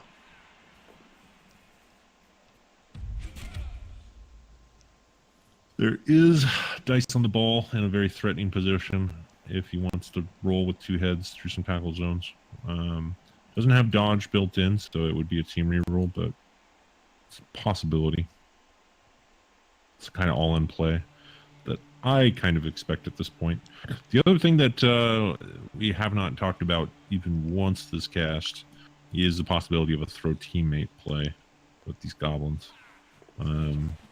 He's not set up for it at all right now, but I would like if the Wrestle Goblin worked his way over there. That is true. You would like to have some goblin in position just to try it. But right. I think... I mean, that's the kind of all-in, like, Yeah, that's Hail the last Mary resort kind of plan. thing Yep. when you don't have any other options. But it's still better than nothing. Well, and if he had it positioned that way right now, he could have made the assist for this crazy all-in blitz. Oh, there we go. I think this is an unnecessary reroll because it's the end of the turn, first of all, and second of all, okay, it makes that harder. But I mean, Yeah, I don't agree. overtime is still a possibility. Yeah, to be honest, I maybe would have just taken the 1 dice there. Because I mean, if even the thrower, I wouldn't have taken the 1 dice because Yeah, but if you fail it, then it would be horrible. Yeah. the floor is not as strong as Mighty Blow, but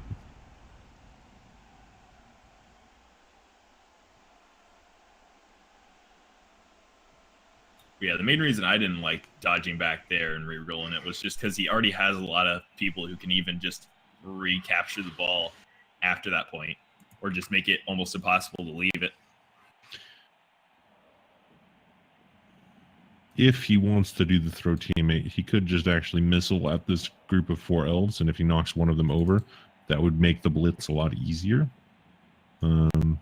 That's kind of, again, last resort type play.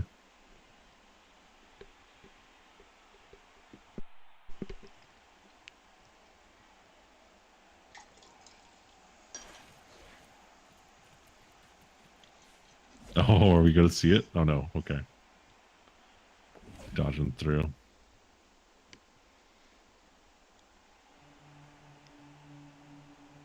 We might. That lets him actually move the troll a little bit, so we can try missling him. Well, he's marked. Well, I guess he's not going to be marked if a couple blocks work out. The block has to knock over, though, and that's a dodge piece. Well, he has the liner right next to him, too. That can take the second hit. Yeah, still.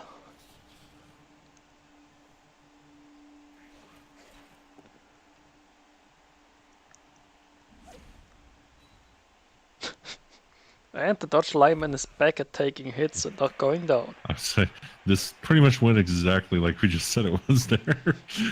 And the blitz is on the kill piece, so we're Good really rolling it, trying to see if we can kill it off too. we're not doing anything about these scoring threats, though. Now, if you're going to go after it, why wouldn't you follow up and just try to get it? I get you have a chance at intercepting the ball. Yeah, he's setting up for an intercept, but this is a safe throw, so, and he's got a reroll on it. So it's not even a 1 in 36 that this pass fails for an intercept. This is like a 1 in 271. Yeah, some crazy stuff.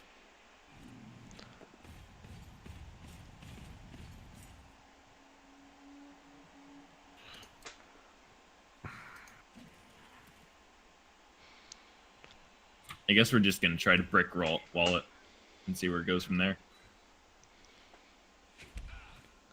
But we still... I'll tell you where it goes from there. It goes 3-1. Can't say you're wrong, because that's probably where it's going.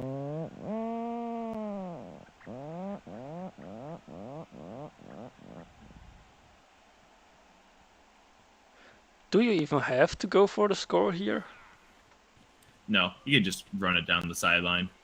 Or the other sideline, I mean. Yeah. We're going to be throwing to that wrestle catcher, I would imagine. Look Lassie, Space Lion Beer, both thanks for the follow.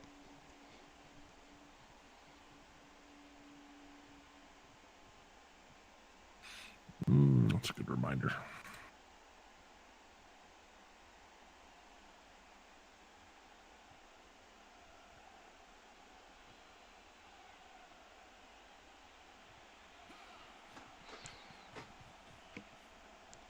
Setting up for another 2 dice block.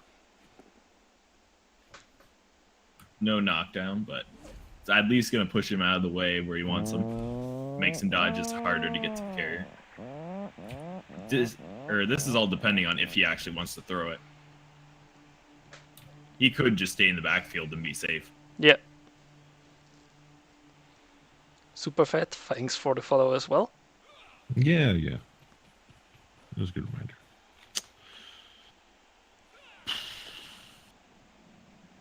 don't like the decision not to score here.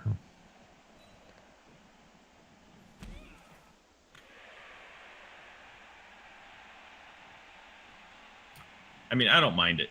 He actually has the ability to just keep running it up without the wizard in play now, and just get it in at turn 16.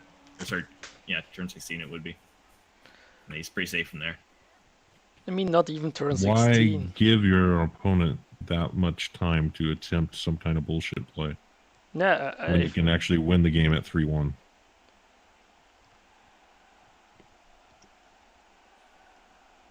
I think you're looking to score the next turn or then the following turn. You don't wait it out forever there.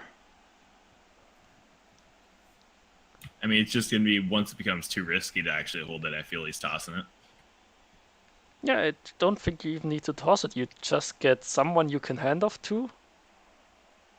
So the Underworld have to worry about another player. Keep another one in the back to keep it safe. Should be fine.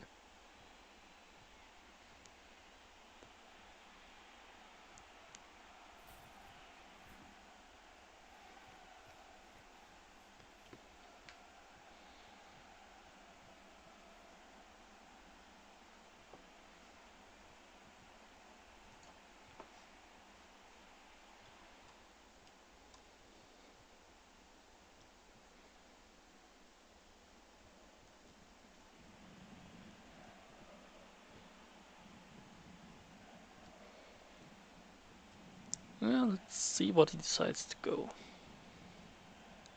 I think he's really going to want to get Octavia Blake out of there before the Claw Palm comes around.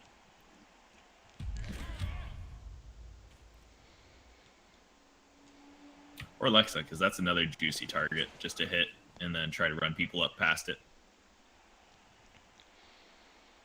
I'm not the biggest fan there on the Blodge Hobgoblin. I think I would have preferred Blitz from the Dodge Lineman on the Goblin, maybe, with one dice to then reposition.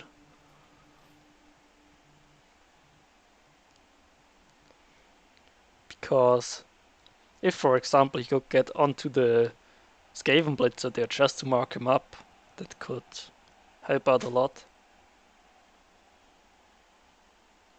Could also just got a push against him, and then he would have been trapped in between the troll and the goblin and make more. Yeah, but harsher if you dodge. get a Or I guess push, it's not even harsh; it's edgy 5, but the it's push still would more have been dodges. fine. Because you can just push the Goblin out of the way to mark up the Blitzer. It's only a 2+ Speaking of dodge, marking up blitzers, but we're doing we're it gonna get a anyway. hit on this dodge lineman.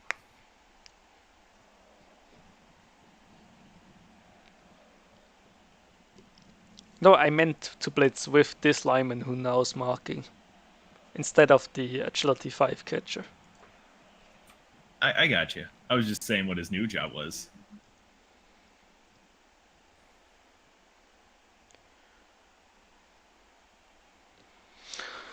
Now, how do you get out of this mess as the Underworld?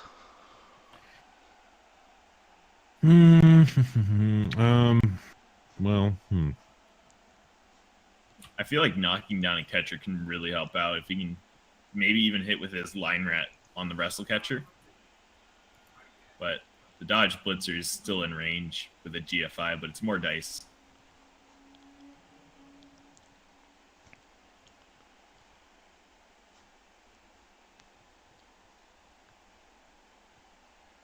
I think I would make block with the troll, because your ball carrier is the best threat on the ball where it is. Try and get a second goblin up there, the blodge one. And then the rest of your pieces, I guess, you just throw at the scoring threats. Let's see where the Vermin goes.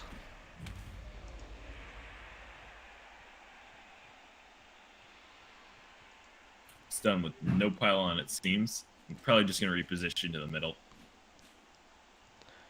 I'm maybe would have preferred to see the second Blitzer move more into the center and the backfield to put pressure on the other 3 elves on the right side. Well, with this thrower making this block, I don't really see much pressure on the ball. We could be launching the goblin. It'd be nice. I wouldn't hate that.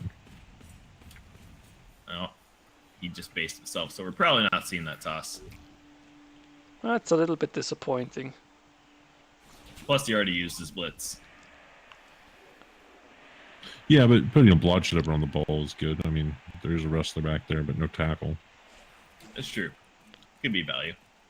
It just makes you wish that he cleared off the troll and then tossed and then used his blitz.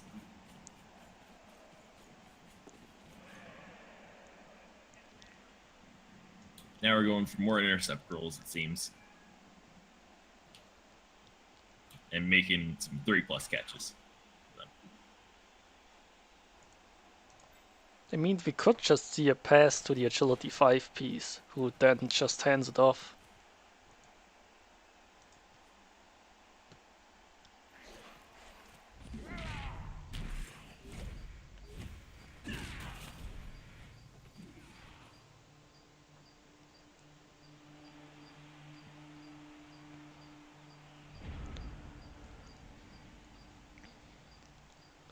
Well, So this now it isn't looks like we're a bad 1-1 spot to marking stop again. the score.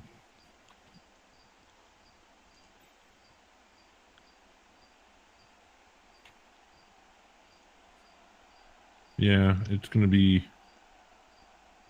difficult. I guess he could dodge out the blitzer and swing him around and then punch off the line rat and then throw to the catcher. And that's basically just a couple 2+s to make it Yeah, work. dodge out the blitzer, Prince Rowan, get the line red out of the way, hand off, and then pass it. That should be a 2+ with a reroll into a 2 dice, into more 2+s with rerolls. Looks like the play we're going here. Just going to clear off our intercepts and then probably go for the score here. It's just a 2+ for the pass, right? Should be. At worst, a 3+. And That'd be if it's actually, long if ball maximum range. if we find a POW here on the line red, we could also see another stall for another turn. The only one in range would be the goblin, who we now could mark up. That is a wrestle goblin. I would not tempt that fate. Yeah, true. Yeah, I think if he's going to go for it, it's now. Again, So he has to you're roll a up, GFI. you're up a touchdown. Right. So getting a second touchdown here is all that matters. Yeah, it's even the horns goblin. Yeah, you Spoony go for Bard the will score. not win if he, or will not be able to get this to overtime if he goes down 2 scores. So you're sure this is not going to kicks? I mean, he can snake a pass and he can snake a catch. Those are going to be the 2 conditions that he's playing for right now. And to be fair, Tyler Daris has been fearful of those snakes and avoiding them, but here we go. Oh, No snake. GG. Easy peasy. No re.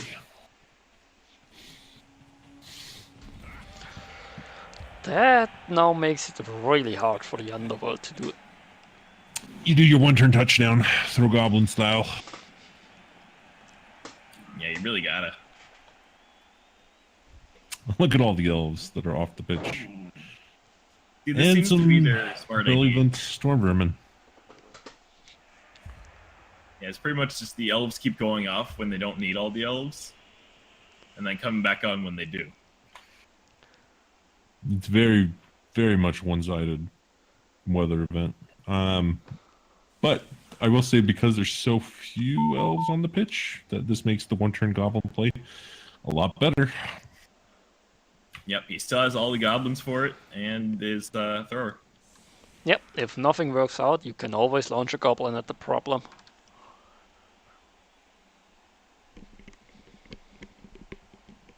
I almost worry that Spoony Bart might be too good of a coach to think of that play. Like, he's so used to not being in that kind of a position. I don't know if I've ever seen him do a goblin throw for a touchdown because it is such a bad percentage play. It's definitely something you never want to do, but right here's the time you do it.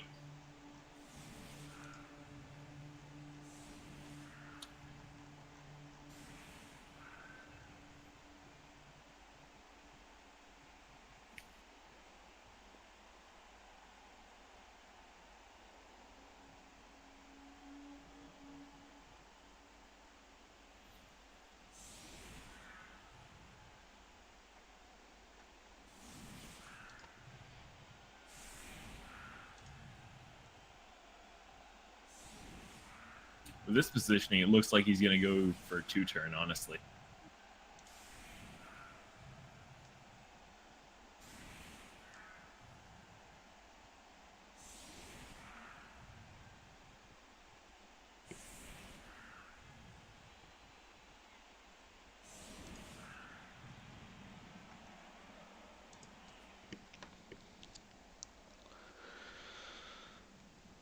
Let's see.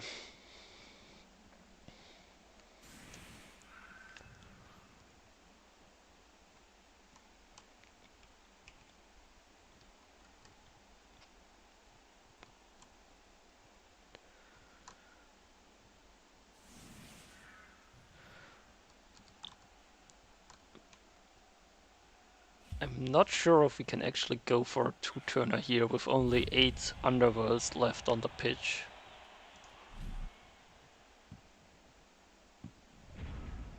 I mean, you can do it when there's 7 high elves on the pitch, I feel. It's just the more problem I would say is just the time he has Power left. and a blodger. Very good. Just a stun, though. All right. That first block, though, that could be the sign of the apocalypse that we are going to have a... The fact that he followed it, though, I don't like, because he could have moved up his troll 1 square and then thrown, but whatever. Nitpicky. Yeah, we're going for the we're not going 2-turner. for it.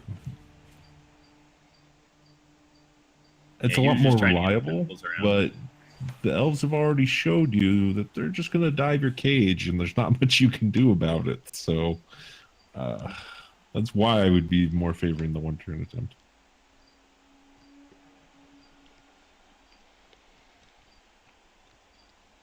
And we're really running against the clock.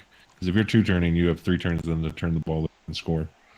You're basically saying, I need a blitz, or I need you to snake pickup. And that hasn't worked so far.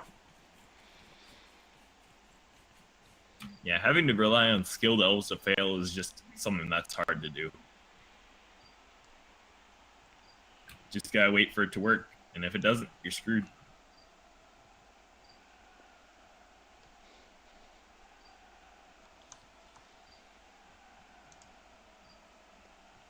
We're also probably going to be throwing our thrower in the backfield away from the blitzer and the lineman, because he really can't move up without a... he'll only have a weak screen is what I'm trying to say there. Yeah, I really don't think the 2-turner he has to play to go for. But that's what we chose to do.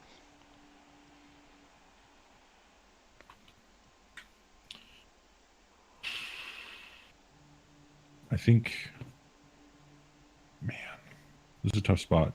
What I was going to say is I think you make the GFIs here to keep the ball on your actually good ball carrier. But then again, he's not going to be in range of scoring. So, yeah, it looks like he's setting up to make the completion to the wrestle dodge piece.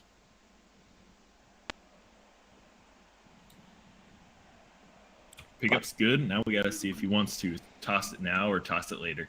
Yeah, if you would want to toss it now, you would have gone for the handoff, wouldn't you? Probably. Yeah, probably. But it's not safe. It's a loose cage. It's just not safe. And then there's that too. Oh, so we're going for the handoff there.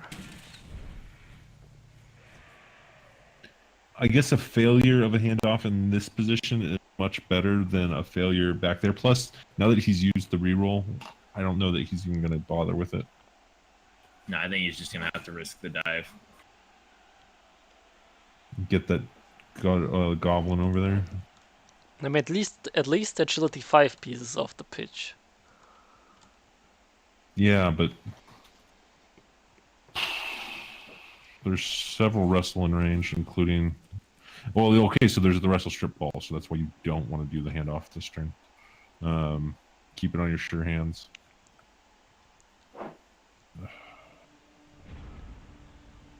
It's tricky. Yeah, there's really no fun option for the underworld here. It's gonna be a handoff to Agi 3 sure, and potentially an GFIs. animosity check.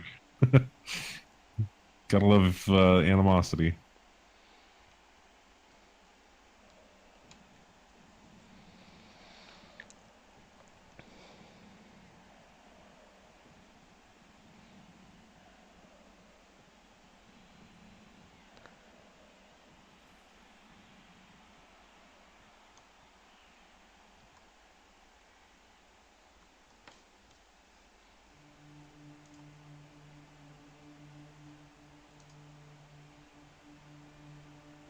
Elves are taking a second to think about where they're going. I'd imagine we're probably going to just try to crack in somewhere. Maybe even target the lodged up goblin with our tackler. And then try and enter through there and start marking up some fodder and stuff. Alternatively, we can also hit the 6th of its line ratness and block off that way. I would actually go for a blitz onto the 2-heads goblin. Because I think he's the most likely to score from here. I don't think it will be Two heads and dodge is good, but it's still just able to be tackled down, I feel. Or by the tackle down, I mean just have a tackle piece nearby it. And then you, as Fed said, have an animosity check with it. Yeah.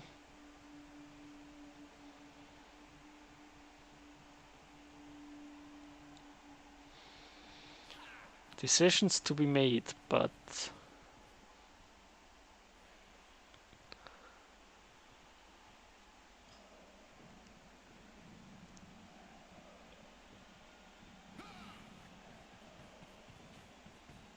I think we are going for it.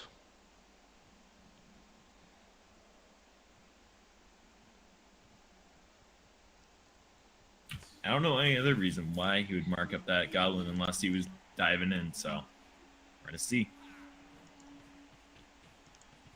No, we're not. We just like to mark the goblin.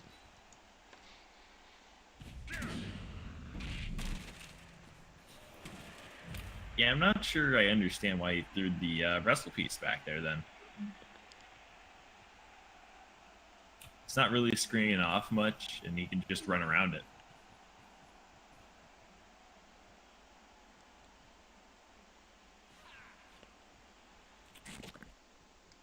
Finally fails the tentacles roll.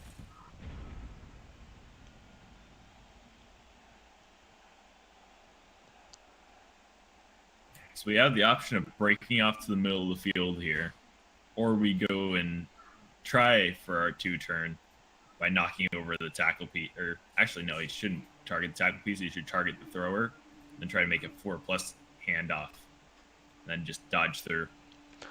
How about 2 dice blitzing the catcher, then throw the goblin to the right, go for the handoff there, and then run it in?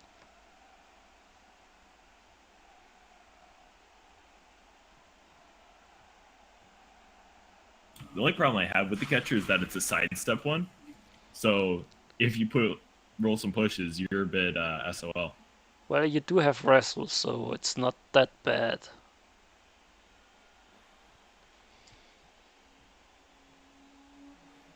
It is an idea, I'll give you that.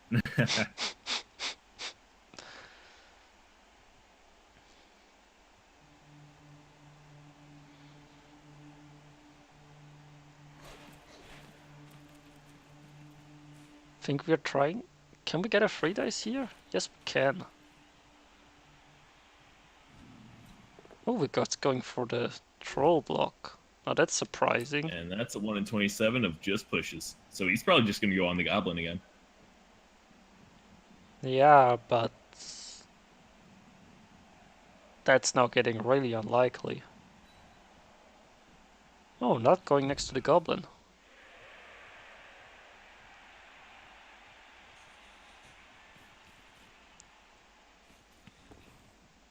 Is he just going to go for it?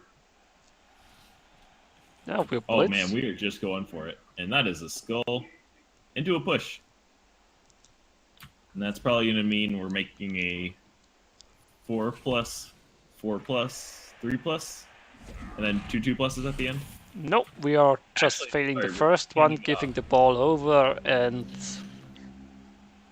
Did someone say 4-1? I came back just in time. Be disappointed. yeah, I'm not sure if the Underworld took the right path here. Yeah, he just went to Desperation Overload and went for it. Which makes sense where he was, but I mean, he could have also maybe tried for a Troll Blitz. Or sorry, not Blitz, but a throw. If you're just going to clear it and help himself out. But be it's fair- definitely not happening. To be fair, I know it's not how dice work, but with those dice, I don't think anything would have ended up in a score. Yeah, probably not. But that's Blood Bowl. Well, and like I was saying before, I think sometimes you can get so focused on the right play that you don't actually get the outside the box creative play that would have worked. And I think that's kind of what happens to Spoony Bard here in this kind of predicament is, you know, no one reliably wants to count on a one turn from a throw teammate big guy. However, in this circumstance, Yeah, if you I think it is always going to be much more likely to succeed than just the traditional conservative play because of the state of the game, how many elves are on the pitch, how many turns are left, how many rerolls, all those things, that it's better to go all in with a bad play than to, you know, conservatively eliminate your risks, make the least dice as possible, and kind of slowly work your way back into the game because there's just not that much game time left. It's definitely a good way of putting it. He just didn't let himself open to any opportunity. Just trying to go by the books.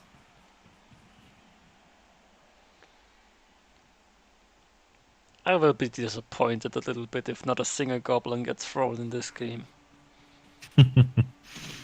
Well, we do have one other Underworld team in the round of 64, so unfortunately all you Goblin fans out there, or fortunately all you Goblin fans out there, have at least one more game to review. Well, I mean, then there's Raven Pose after that, but that's going to be a mess. Yeah, I'm not a big fan of just giving teams a playoff spot, so I'm not going to endorse the stunty position. It's a game. I'll watch it. It's a playoff game in round 64, definitely. But to me, I think every spot should be earned.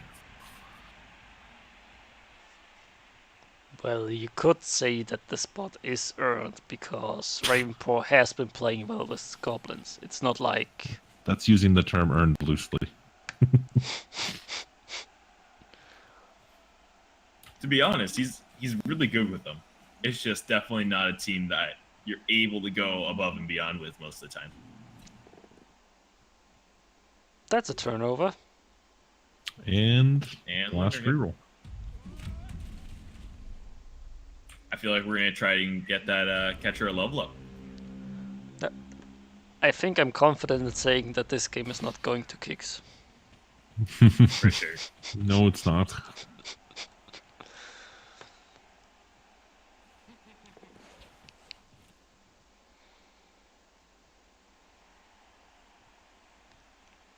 Why are we not moving the ball before dodging out his agility 3 lineman?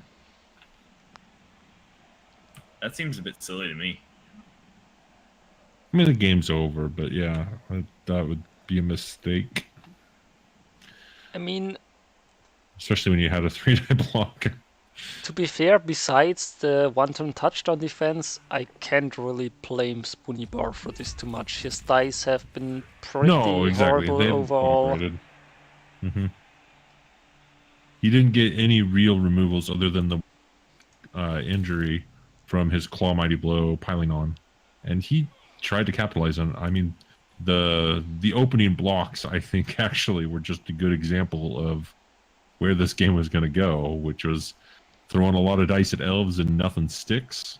And then the following turn, a couple turns later, the elves throw all the dice in the world, make all the rolls they need, cage dive, pick up the ball, and then just don't get knocked over. Yeah, and to be fair, to Lodras has been playing this fairly well. I know Absolutely. that the turn 4 play wasn't exactly great, but it ended up working. So, I mean... Oh, there's your snake finally. There's the snakes.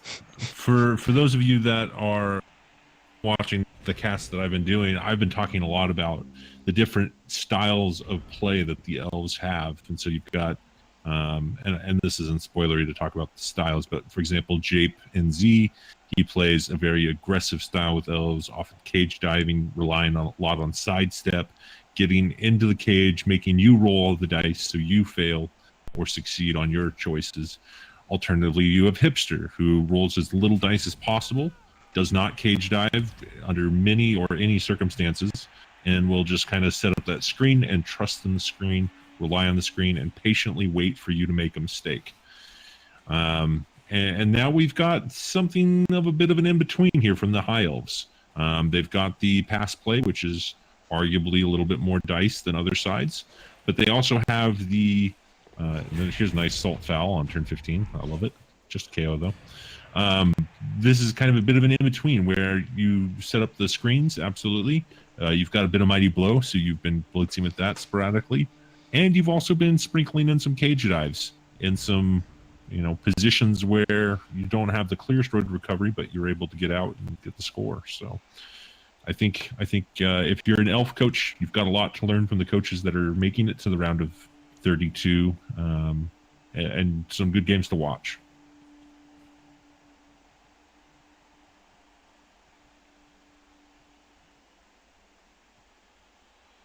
So we're definitely making this pass with the catcher to the other catcher and then scoring, right? With a reroll. Of course. Well, the result is definitely more one-sided than Spoony Bart deserves here. Ornan pointed out that you're going to get some extra line of scrimmage shots coming from Clawpalm, which is not going to feel great. But High Elves want that development on those catchers more than anything else. That's why these blitzers just do take extra shots. It's what they're paid for. You already got an Agi busted lineman. I'm sure Kick's nice, but if he dies, that's probably doing you a favor. And you've got another lineman with dodge. Again, if he dies, really not that big of a deal. So you can get away with it. Oh, just 3 linemen, actually. So he's going to keep that blitzer back. All good choices.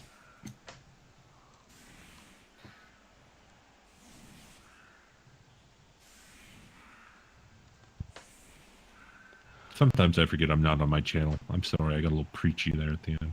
Ah, that's fine. Preach as much as you want. As long as you're not challenging the puffin, it's fine.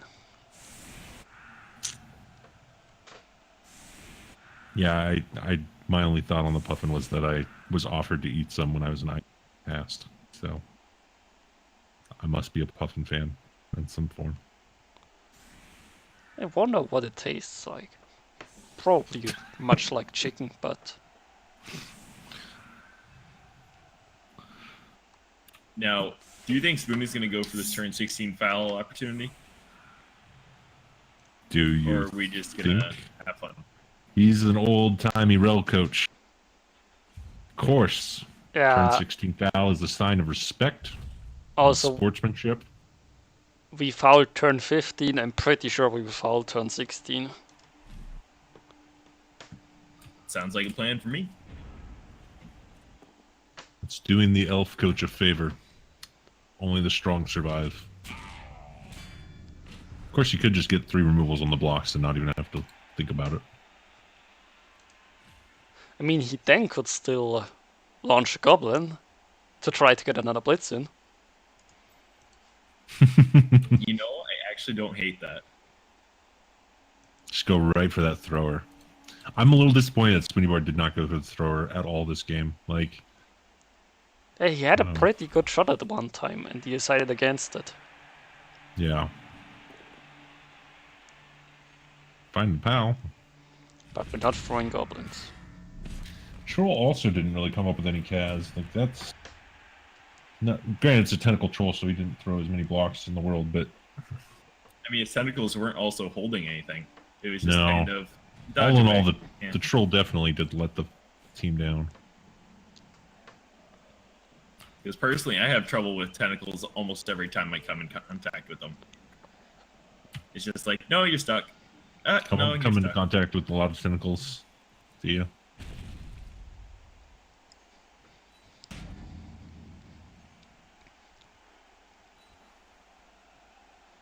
We are definitely setting up a big foul.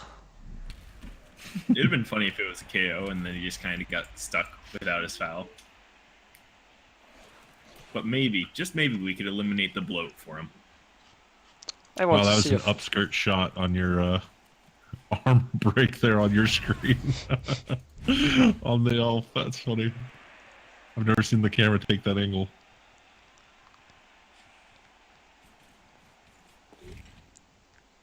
going for the vanity pass.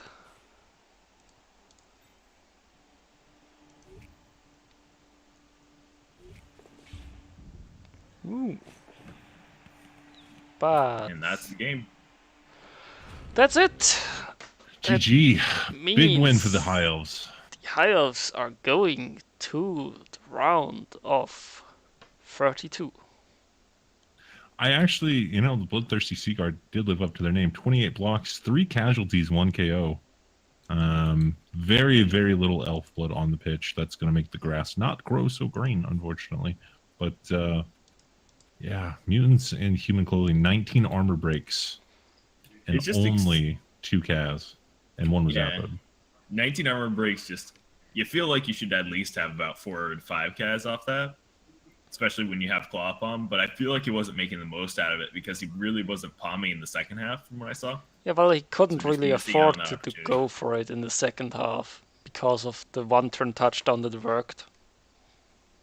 Yeah, it's just one of those times where you feel like, at least I still feel like he could have played a little bit more crazier, and the crazier play would have been more likely to be rewarded. Well, it's also A lot of people like the conservative stuff. yeah, conservative is fine as long as you're not with the back to the wall. If you're with the back to the wall, then you have to try something, or you will just end up. Well, you're waiting for your opponent to fail, and the snake came, but it came way too late. Yeah. Had the snake happened on turn 12 or 13, when there was potentially a scoring threat and pressure, then that would have been the opportunity that you were rewarded with for your conservative play. And But if we take a look at just the didn't block dice, we rolled 8 powers for the Underworld for the whole game. Oof. That's just rough. For the amount of block dice there, yeah, that is terrible. 20 skulls for 8 powers, so that says a lot right there too. Commiserations to Spoony. Those were no friendly dice to you, but you made the most of what you could. Yeah, I can't really blame Spoony here. Well, I think that's been it. I'll probably send Think you that's over to Herring Sword, so I'm probably not going to play the intro, and I will just send you over. I'm gonna say thank you very much for my dear guests for joining me. Superfred, thanks for Anytime. being here. And Iron Master, thanks for filling the spot random guy left. It's always a pleasure. And yeah, then I will just send you guys over to Herringsword if you're not watching him already. All right, see you guys. See ya. See ya.